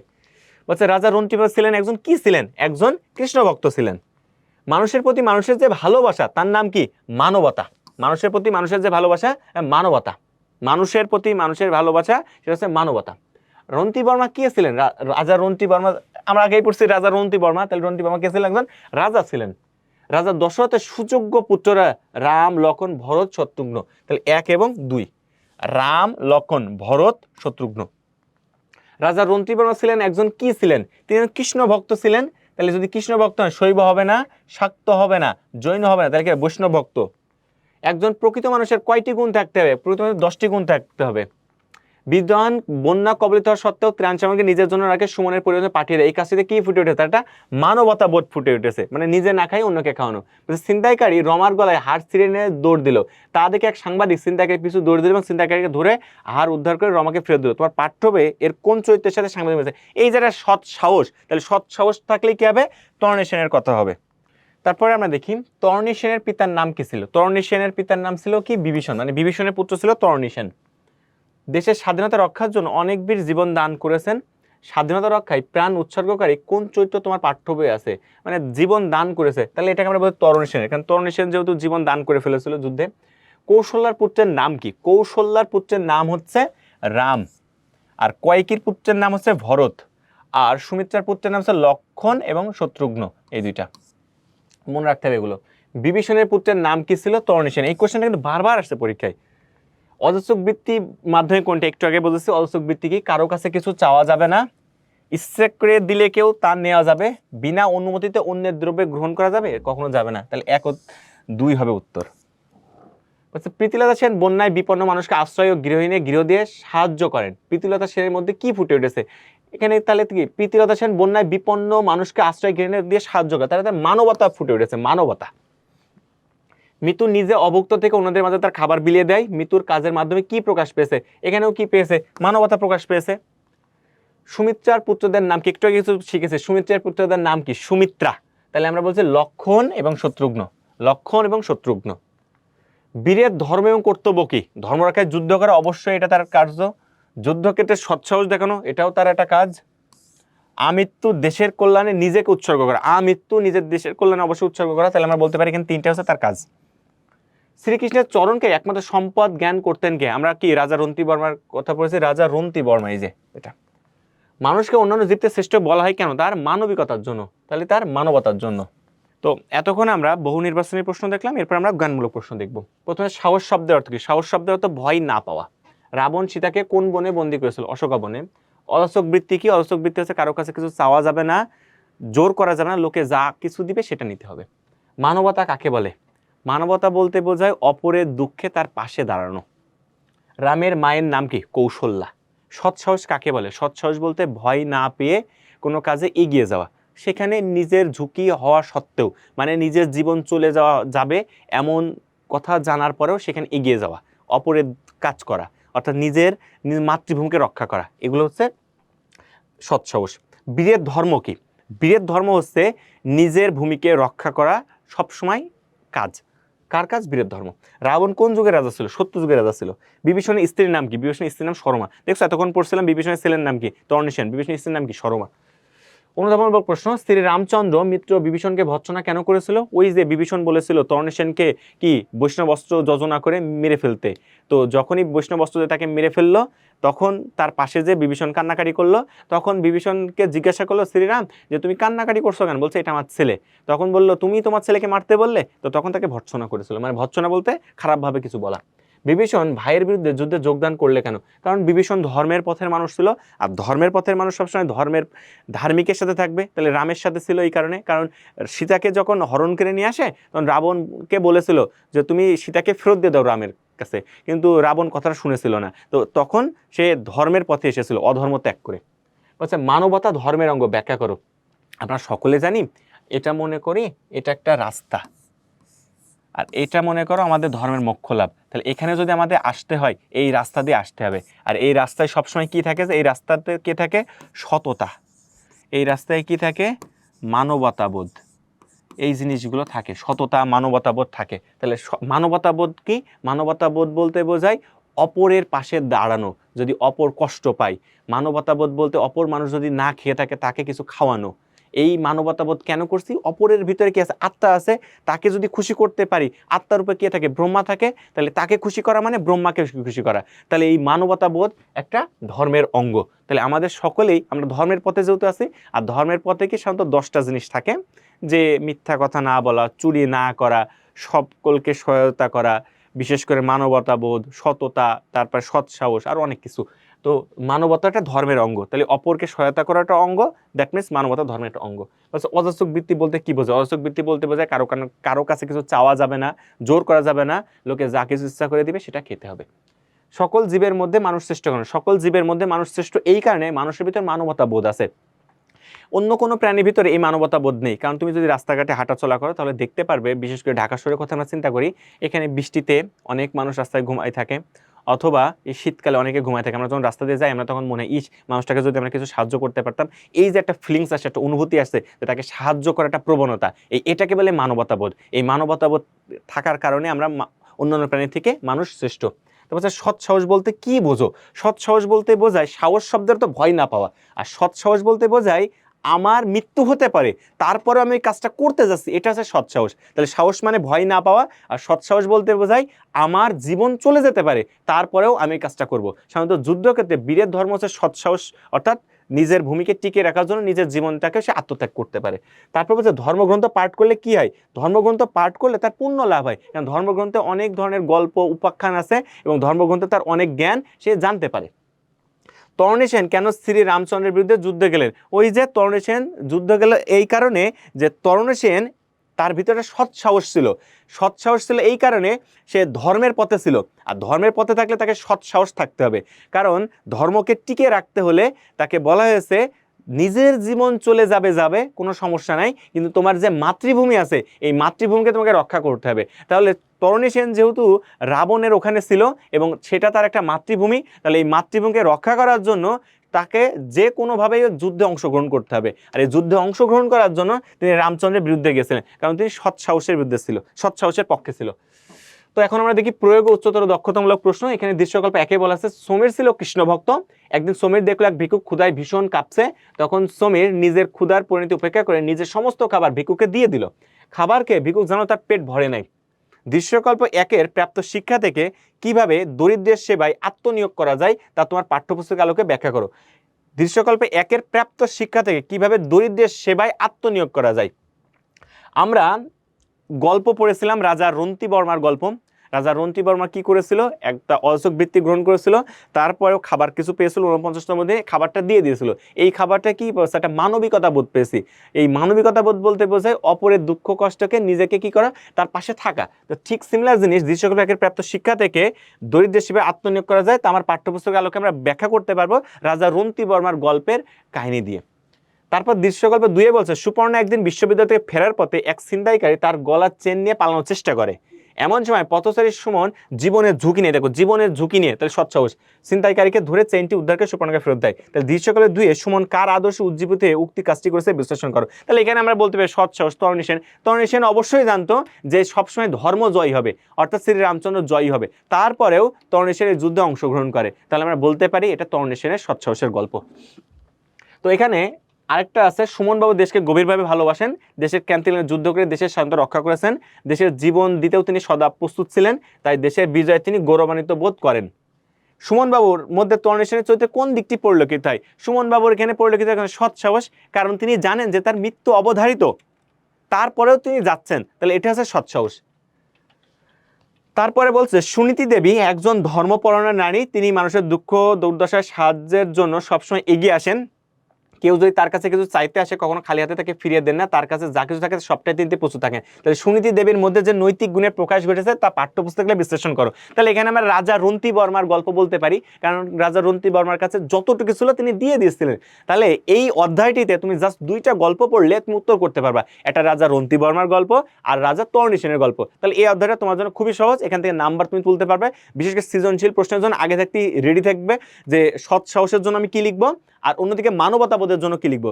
তাহলে তুমি যদি এখানে একটু ভালো করে নোট ডাউন করতে পারো কি কি লিখবে, তাহলে এখান থেকে অনায়াসে সৃজনশীল প্রশ্নগুলো খুব ভালো করে লিখতে পারবে। কারণ গল্প তো গল্প, কারণ তুমি যদি না পড়ে যাও কি লিখবে এটা না ভাবো, তাহলে দেখো পরীক্ষার হলে তুমি যখন মুখস্থ করতে মানে বানাইতে যাচ্ছ গল্পটা, তখন তোমার টাইমটা কনজিউম হবে। কিন্তু এই গল্পটা তুমি যে আগে থেকে খাতায় নোট ডাউন করে দেবো কীভাবে লিখবে, তাহলে দেখা গেল তুমি আগে থাকতেই পরীক্ষায় একদম প্রি প্ল্যানেডভাবে লিখতে পারবে।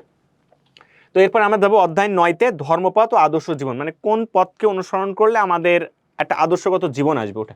তো এটা দেখো, এটা অনেক গুরুত্বপূর্ণ। এখানে প্রায় 59টা সৃজনশীল প্রশ্ন এসেছে এবং এমসিকিউ অনেক এসেছে, মানে আমরা বলতে পারি এই অধ্যায়টা কি অনেক গুরুত্বপূর্ণ, যেখান থেকে অনেকগুলো সৃজনশীল প্রশ্ন এসেছে। ধর্মপথ ও আদর্শ জীবন। ধর্মপথ কি? ধর্মপথ ন্যায়ের পথ, সত্যের পথ, অহিংসা, কল্যাণের পথ, যে পথ অনুসরণ করলে আমরা কি করতে মোক্ষ লাভ করতে পারবো। তো এখানে অনেক উপাখ্যান আছে। উপাখ্যান শব্দ তো গল্প, গল্প বলতে কি যে গল্পের আলোকে মানুষকে শেখানো হয়, ধর্মের গল্পের অনুসরণে মানুষকে শেখানো হয়, সেটা হচ্ছে উপাখ্যান। প্রণাম বা নমস্কারের ধারণা, অর্থাৎ কাউকে প্রণাম বা নমস্কার করা বলতে বোঝায় নত স্বরে কাউকে আমরা অভিবাদন জানাচ্ছি, এটা। তো এরপরে আমাদের বহু নির্বাচনী প্রশ্ন রয়েছে। প্রথমে বলছে ধর্মের বাহ্য লক্ষণ কয়টি? ধর্মের বাহ্য লক্ষণ মানে ধর্মের লক্ষণ মানে দেখা যায় কয়টি? ধর্মের লক্ষণ বাহ্য লক্ষণ কয়টি? 10টি। খুবই গুরুত্বপূর্ণ প্রশ্ন, এটা খুবই ভেরি ইম্পর্টেন্ট। এটা হয় জ্ঞানমূলক প্রশ্নে আসবে না এমসিকিউতে আসবে। বলছে নিচের উদ্দীপক আলোকে পরবর্তী প্রশ্ন উত্তর দাও। লিটন ছিল ভীষণ বিষ্ণু ভক্ত, কিন্তু তার বাবা ছিল ঘোর বিরোধী। এ নিয়ে লিটনের সাথে প্রায়ই মতবিরোধ হতো। এক পর্যায়ে লিটনকে মেরে ফেলার চেষ্টা করলে একমাত্র ধর্মই লিটনকে রক্ষা করে। তাহলে লিটনের বাবার চরিত্রে তোমার পাঠ্যপুস্তকে কোন চরিত্রে ফুটে উঠেছে? একদম সহজ প্রশ্ন, লিটন ছিল ভীষণ বিষ্ণু ভক্ত। তাহলে আমরা এখানে জানি বিষ্ণু ভক্ত কে ছিল? প্রহ্লাদ ছিল। জলদেবী মুগ্ধ হয়েছিল কাঠুরার কিসেই? ওই আমরা গল্প পড়ছি সততাই। ধর্মের জয় উপাখ্যান থেকে আমরা কি শিক্ষা পেয়েছি? ধর্মের জয়, ধর্মই সবসময় কি ধার্মিককে রক্ষা করে। তো আমরা দুইটা গল্প পেয়েছি, ধর্মই সবসময় কি ধার্মিককে রক্ষা করবে। প্রহ্লাদকে রক্ষা করেছে ধর্ম। তো এরপরে আমরা দেখব জ্ঞানমূলক প্রশ্ন। তার আগে একটা কথা বলি, আমরা যে অধ্যায়টা পড়ছি এই অধ্যায়টিতে মাত্র দুইটি গল্প আছে। একটি হচ্ছে আমাদের প্রহ্লাদের গল্প, যেখানে ধর্মই ধার্মিককে রক্ষা করে, আরেকটা হচ্ছে সততার গল্প, যেখানে জলপরি কাঠুরাকে কুঠারটি দিয়েছিল। তো এরপর আমরা জ্ঞানমূলক প্রশ্ন দেখি, নৈতিক মূল্যবোধ কাকে বলে? যে মূল্যবোধ বা যে চিন্তা চেতনা আমাদেরকে ভালোকে ভালো খারাপকে খারাপ স্বীকার করতে বোঝায় তাকেই নৈতিক মূল্যবোধ বলে। অভিবাদন কাকে বলে? কাউকে যদি মাথা নিচু করে কুর্নিশ করা হয় অভিবাদন করা বোঝায়। অভিবাদন বলতে কাউকে নত করে প্রণাম জানানো বা নমস্কার এমন কিছু। মোক্ষলাভ শব্দ হচ্ছে চিরমুক্তি। ধার্মিক কাকে বলে? ধর্মের সাধারণ যে 10টি লক্ষণ আছে এটা যে মেনে চলে তাকে ধার্মিক বলে। স্মৃতিশাস্ত্র কাকে বলে? স্মৃতিশাস্ত্র হচ্ছে এমন একটা শাস্ত্র যেখানে আমাদের ধর্মীয় উপাখ্যান, বিভিন্ন ধরনের আখ্যান ভাগ আলোচনা করে, যেখান থেকে আমরা অনেক শিক্ষা লাভ করতে পারি। শিষ্টাচার কাকে কি? শিষ্ট প্লাস আচার, যে আচার শিষ্টনীয়, যে কাজটা আমাদের করা উচিত সেটা শিষ্টাচার। ধর্মের সাধারণ লক্ষণ কয়টি? ধর্মের সাধারণ লক্ষণ হচ্ছে 10টি। নমস্কার কত প্রকার? নমস্কার 3 প্রকার। অষ্টাঙ্গ প্রণাম কাকে বলে? 8টি অঙ্গের মাধ্যমে যে প্রণাম করে তাকে অষ্টাঙ্গ প্রণাম বলে। ধর্মপথ কি? যে পথ কল্যাণের পথ, যে পথ ন্যায়ের পথ, যে পথ সত্যের পথ, সেটা হচ্ছে ধর্মপথ। তো এরপর অনুধাবনমূলক প্রশ্নে ধর্মপথ বলতে কি বোঝায়? ধর্মপথ বলতে বোঝায় যে পথে চললে একজন মানুষের চির মুক্তি ঘটে, যেটা কল্যাণের পথ, ন্যায়ের পথ, সত্য পথ, সেটা হচ্ছে ধর্মপথ। ধর্মকে ধার্মিকের স্বরূপ ব্যাখ্যা করো। ধার্মিকের স্বরূপ কি? ধার্মিকের স্বরূপ বলতে বোঝাচ্ছে ধার্মিক কেমন হবে? ধার্মিক সবসময় অবিচল থাকবে। সে যদি কোনো কিছু পেয়ে যায় অনেক খুশি থাকবে না, আবার যদি না পেয়ে যায় সে হতাশ হবে না, সবসময় কি স্থির থাকবে, যে সবসময় একই রকম থাকবে, যে অনেক বেশি কিছু পেয়ে গেলাম তার মানে অনেক হাসি খুশি থাকবো এমন না, আবার অনেক কিছু পাইনি হতাশ হব না, সবসময় স্থির থাকবে। তিনি সবসময় মনে রাখবেন ভগবান আমাকে সব কিছু দিবেন। তারপর হচ্ছে নম্র ভদ্র আচরণকে কি বলে? শিষ্টাচার বলে। সদাচার বলতে ভালো আচরণ, সবসময় কি থাকবে, যে আচরণটা সদাগুণ, মানে সদ্গুণ আচরণ যেটাকে বলে, সকলের প্রশংসা করবে, বড়দেরকে কি করা, সম্মান দেখা, শ্রদ্ধা দেখানো, ছোটদেরকে কি করা, স্নেহ করা, এই ধরনের আচরণকে সদাচার বলে। বলছে ধর্ম নির্ণয়ে তৃতীয় প্রমাণ সম্পর্কে বুঝিয়ে লেখো। এখানে বলছে আমরা যদি কোনো ধর্ম এটাকে যদি আমরা ভাঙি, ধর্মা এবং ধর্ম, তাহলে এটাকে যদি আমরা বলি ধর্ম প্লাস অধর্ম,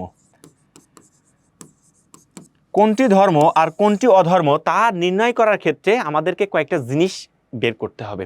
তো এখানে আমাদের ধর্ম এবং অধর্ম নির্ণয়ের ক্ষেত্রে আমাদের প্রথমেই যেতে হবে বেদে যেতে হবে। বেদ থেকে যদি পাই তাহলে ভালো, বেদ যদি না পাই তাহলে কোথায় যাব? স্মৃতিশাস্ত্রে যাব। স্মৃতিশাস্ত্রে যদি না যাই সদাচারে যাব।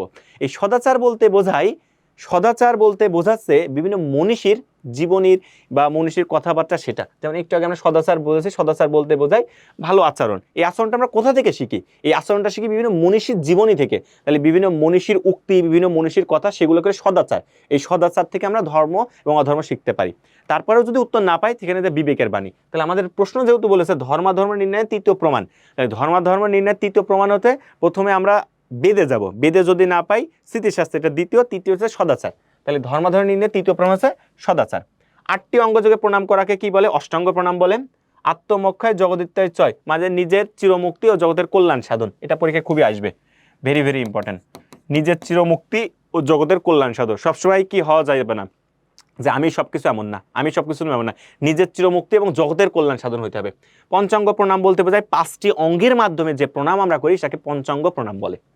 বলছে জীব ব্রহ্ম নাপর, মানে জীব ব্রহ্ম ছাড়া কিছুই না এমন কিছু। কাঠুরিয়া দরিদ্র থেকে মুক্তির কারণ ব্যাখ্যা করো। মুক্তির কারণ হচ্ছে ওই যে ধর্মের পথে চলতে গেলে কিছু পথ অনুসরণ করতে হবে। তার মানে তিনি যে মুক্তি পেয়েছে তার প্রধান কারণ সততা। ধর্মের পথ, সত্যের পথ, ন্যায়ের পথ, কল্যাণের পথ। তাহলে কাঠুরিয়া একজন সৎ মানুষ ছিল, তার সততার কারণে জলপরি কি হয়েছিল? খুশি হয়েছিল। এই কারণে তাকে কি দিয়েছিল? বাকি 2টা কুঠারও দিয়েছিল। তার মানে আমরা সবসময় যদি অবিচল থাকি, সত্যের পথে, ন্যায়ের পথে, কল্যাণের পথে থাকি, তাহলে আমাদের সুবিধা। সততাকে উৎকৃষ্ট পন্থা বলা হয় কেন? সততাকে উৎকৃষ্ট পন্থা এই কারণে বলা হয় কারণ তুমি যদি একটি সৎ কথা বলো বা সত্য কথা বলো, তাহলে হবে কি তোমার আর কোনো মিথ্যা কথা বলা লাগছে না। কিন্তু একটা মিথ্যা কথা বলতে গেলে তোমাকে 1000টা মিথ্যা কথা বলা লাগবে। তো এই কারণে সত্য কথা বলতে গেলে তোমাকে কোনো কিছু ভাবা লাগে না। এই সত্য কথা বলার মাধ্যমে তুমি সবকিছু জয় করতে পারো। সেই কারণে সৎ জিনিস এবং সততা পন্থাই হচ্ছে উৎকৃষ্ট পন্থা। তো আমরা দেখি প্রয়োগে উচ্চতর দক্ষতামূলক প্রশ্নে সুবল ছিল হরিভক্ত, কিন্তু তার বাবা ছিল হরিবিদ্বেষী। এ নিয়ে বাবা ছেলের মধ্যে প্রায় মতবিরোধ দেখা যায়। এক পর্যায়ে সুবলকে বিভিন্ন হত্যা করার চেষ্টা করে। সুবলের চরিত্রের সাথে তোমার পাঠ্যপুস্তকে কোন চরিত্রে মিল আছে? আমি বলবো সুবলের চরিত্রের সাথে আমার পাঠ্যপুস্তকে প্রহ্লাদ চরিত্রে মিল আছে। প্রহ্লাদ ছিল সাধারণত শ্রী বিষ্ণু ভক্ত, তাহলে সুবল ছিল হরি ভক্ত, হরি মানে বিষ্ণু, তার বাবা ছিল হরি বিদ্বেষী, তার মানে আমরা বলতে পারি প্রহ্লাদের বাবা ছিল হরি বিদ্বেষী হিরণ্যকশিপু। এনে বাবা ছেলের মধ্যে প্রায় মতবিরোধ দেখা যায়, এক পর্যায়ে সুবলের মতো প্রহ্লাদকেও কি দেখা যায় বিভিন্ন হত্যা করার চেষ্টা করা হয়। তাহলে সেম জিনিস মিলে গেল। অপরদিকে গ্রামে বাস করতেন এক গরিব লোক, পাশের বন থেকে কাঠ কেটে বিক্রি করে সংসার চালাতেন, কখনো অসৎ কাজ করতেন না।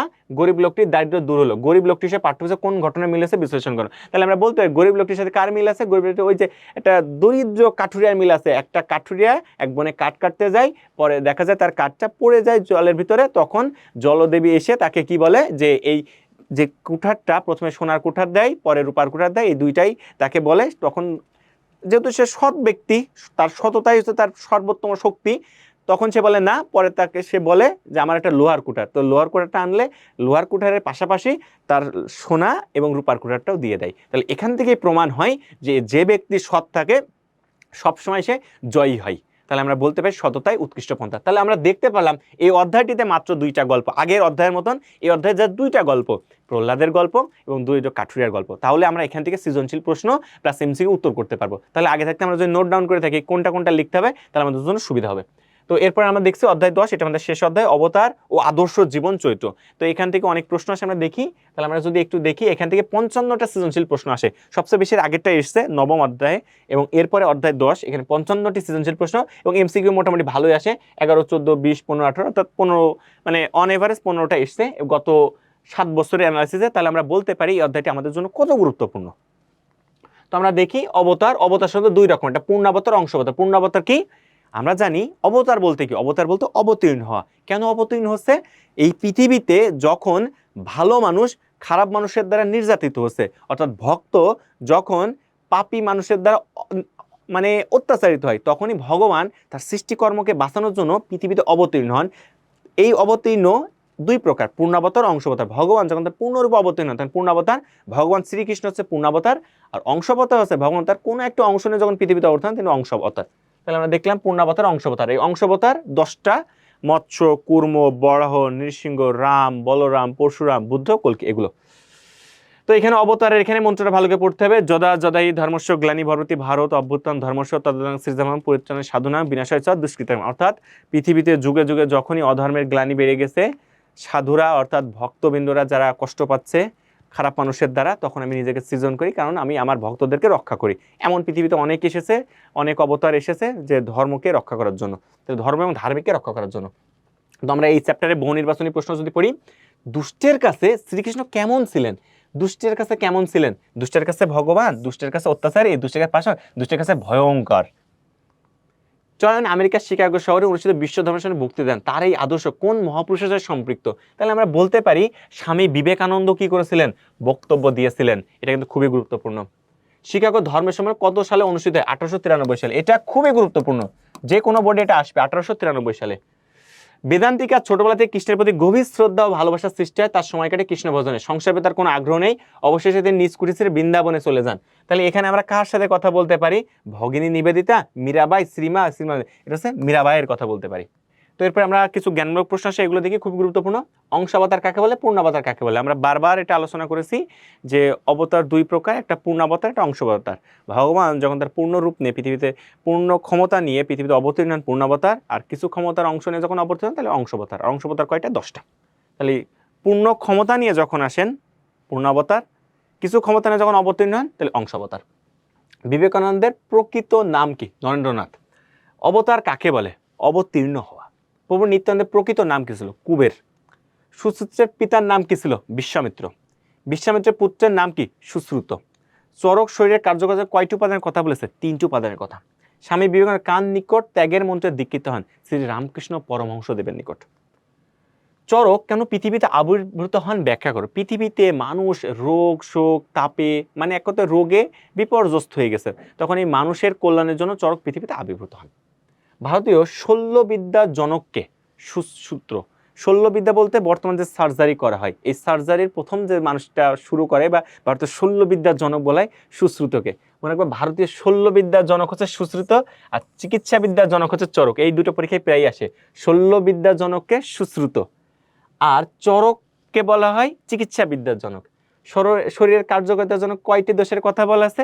3টি দোষের কথা বলা আছে, একটু আগে আমরা দেখেছি। সত্যই সকল ধর্মের ভিত্তি, বুঝিয়ে লেখো। এই প্রশ্নটা খুবই গুরুত্বপূর্ণ, তোমাদের আসার সম্ভাবনা আছে। সত্য হচ্ছে সত্য এমন একটা গুণ বা সত্যি কথার এমন একটা শক্তি যা আর কোনো কিছু নেই। তুমি সত্য কথা বললে একটা কথাই যথেষ্ট, বাট মিথ্যা কথা বললে অনেক কথা বলা লাগবে। সত্য কথা বলার মাধ্যমে তুমি সব কিছু জয় করতে পারবা, মানে সত্যের মাধ্যম দিয়ে সব কিছু জয় করা পসিবল। আর সত্য যেহেতু ধর্মের পথ, তো ধর্মের পথ দিয়ে তুমি সব কিছু পাবে। আমরা যেভাবে জলপরি ও কাঠুরির গল্প পড়েছি, ওখানে কি সত্য কথা আছে, তার মানে সত্যি কথা বলে সব কিছু তুমি পার পেয়ে যাবা। তাহলে বলতে হবে সত্যই সকল ধর্মের ভিত্তি।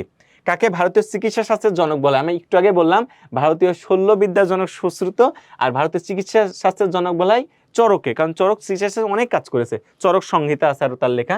সকল ধর্মের লক্ষ্য ঈশ্বর লাভ, কারণ আমরা জানি প্রত্যেকটা ধর্মেরই কোনো না কোনো কিছু থাকে। যেমনই আমরা বলতে পারি প্রত্যেকটা ধর্মেরই লক্ষ্য হচ্ছে ঈশ্বর লাভ, কারণ প্রত্যেকেই চায় ঈশ্বরের সান্নিধ্য লাভ, সেখানে ঈশ্বরের কাছে সমর্পণে তার সমস্ত কাজকর্ম রাখে, যে আমি এই কাজকর্মগুলো ঈশ্বরের সমর্পণে দিব। কুবেরের নাম কিভাবে নিত্যানন্দ হলো? কুবেরের নাম নিত্যানন্দ হলো যখন গৌরাঙ্গ মহাপ্রভু এই নামটি তাকে দিলেন, এবং যখন তিনি এতটাই বিভোর ছিল, কুবের ছোটবেলায় অনেক মেধাবী ছিল, মেধাবী থাকার পরে সে কৃষ্ণ নাম ভজন করতো, তখন গৌরাঙ্গ মহাপ্রভুর সাথে দেখা হলো, তখন গৌরাঙ্গ প্রভু তাকে নামটা দিল। যত মত তত মত, এই উক্তিটি কি বলেছেন? শ্রীকৃষ্ণ পরমহংসদেব তিনি বলেছেন যত মত হবে তত মত, প্রত্যেকটা ধর্মেরই প্রধান লক্ষ্য ঈশ্বর লাভ। তো যত মত তত পথ বলতে বোঝাইছে তুমি যত মত বলবে তত পথ বের হবে, মানে যত তুমি রাস্তা দেখবে তত রাস্তা দিয়ে তুমি যেতে পারবে, এবং তোমার যতটা মত ততটা পথ। বলছে পূর্ণাবতার অংশাবতার, এর আগে একটু দেখেছি, যখন তিনি ভগবান যখন পূর্ণ ক্ষমতা নিয়ে পৃথিবীতে অবতীর্ণ হন পূর্ণাবতার, যখন কিছু ক্ষমতা নিয়ে অবতীর্ণ হন তখন অংশাবতার। তো এরপর আমাদের প্রয়োগ উচ্চতার দক্ষতামূলক প্রশ্ন আছে। দৃশ্যকল্পে একে বলেছে শিল্পী দেবী ধর্নাঢ্য পরিবার জন্মগ্রহণ করেন, তিনি ছিলেন মা বাবার খুব আদরের। মাত্র 8 বছর বয়সে তিনি মাকে হারান, তার সুমধুর কণ্ঠের ভজন গান সকলকে মুগ্ধ করে। দৃশ্যকল্পে একে উল্লেখিত শিল্পীদের কর্মকাণ্ডে তোমার পাঠ্যবের কোন চরিত্রের সাথে সাদৃশ্যপূর্ণ? আমরা মীরাবাইয়ের কথা বলতে পারি, কারণ মীরাবাই ধর্নাঢ্য পরিবার জন্মগ্রহণ করেছিল, তার মা বাবার খুব আদরে ছিলেন। মাত্র খুব অল্প বয়সে তার পরিবারের সদস্যদেরকে হারান, পরবর্তীতে স্বামীকে হারান, পরে তিনি বৃন্দাবনে চলে আসেন। তাহলে আমরা বলতে পারি উদ্দীপক দৃশ্য একের উল্লেখিত শিল্পী দেবীর কর্মকাণ্ড আর পাঠ্যবের মীরাবাইয়ের সাথে মিল পায়। দৃশ্যগুলো 2তে বলছে দুর্গাপুর গ্রামে রোমন নামে এক ছেলে জন্মগ্রহণ করে। ছাত্র হিসেবে তার ছিল অসাধারণ মেধা, ধর্মের প্রতি ছিল প্রচন্ড অনুরাগ। মাত্র 12 বছর বয়সে সে সংসার ত্যাগ করে এক সাধুর সাথে সন্ন্যাস যাত্রা করে। দৃশ্যকলে 2 উল্লেখিত সাধক সাধিকার জীবন বিশ্লেষণ করো। তাহলে আমরা এখানে কার? প্রভু নিত্যানন্দের কথা বলতে পারি, কারণ প্রভু নিত্যানন্দ অনেক মেধাবী ছিল, এবং পরবর্তীতে এই যে এখানেও যেটা বলেছে মেধা ছিল এবং ধর্মের প্রতি ছিল অনুরাগ। তাহলে আমরা বলতে প্রভু নিত্যানন্দেরও কি ছিল? অনেক ধর্মের প্রতি অনুরাগ ছিল। তাহলে এই অনুরাগের কারণে আমরা বলতে প্রভু নিত্যানন্দের সাথে মিল আছে। তো দেখতে দেখতে আমাদের পুরো অধ্যায়টা শেষ হয়ে গেল, এবং পুরো বইয়ের আমাদের সিলেবাসের যে অংশগুলো ছিল এগুলো সব শেষ হয়ে গেল। আমরা চাইবো এই বইটা যেভাবে তোমরা পড়ো তার সাথে এই ক্লাসটা যদি দেখো, তাহলে দেখা যাবে তোমার প্রচুর অনেক সহায়ক হবে। আমরা এখানে প্রত্যেকটা প্রশ্ন এমসিকিউ এবং সৃজনশীল প্রশ্ন আলোচনা করেছি, কারণ পরীক্ষায় বিগত সালে প্রত্যেকটা বোর্ডে এই প্রশ্নগুলো এসেছে। কারণ এইগুলো যদি তুমি একটু ভালোভাবে অ্যানালাইসিস করো, ভালোভাবে পড়ো, তাহলে তখন পরীক্ষার প্রস্তুতিটা অনেক ভালো হবে, সুন্দর হবে। তো তোমাদের সকলের জন্য শুভকামনা, সকলে ভালো থাকো, সুস্থ থাকো। তোমাদের পরীক্ষার জন্য সকলে আশীর্বাদ থাকলো, পরীক্ষার জন্য সকলে সর্বাধিক নাম্বার পাও।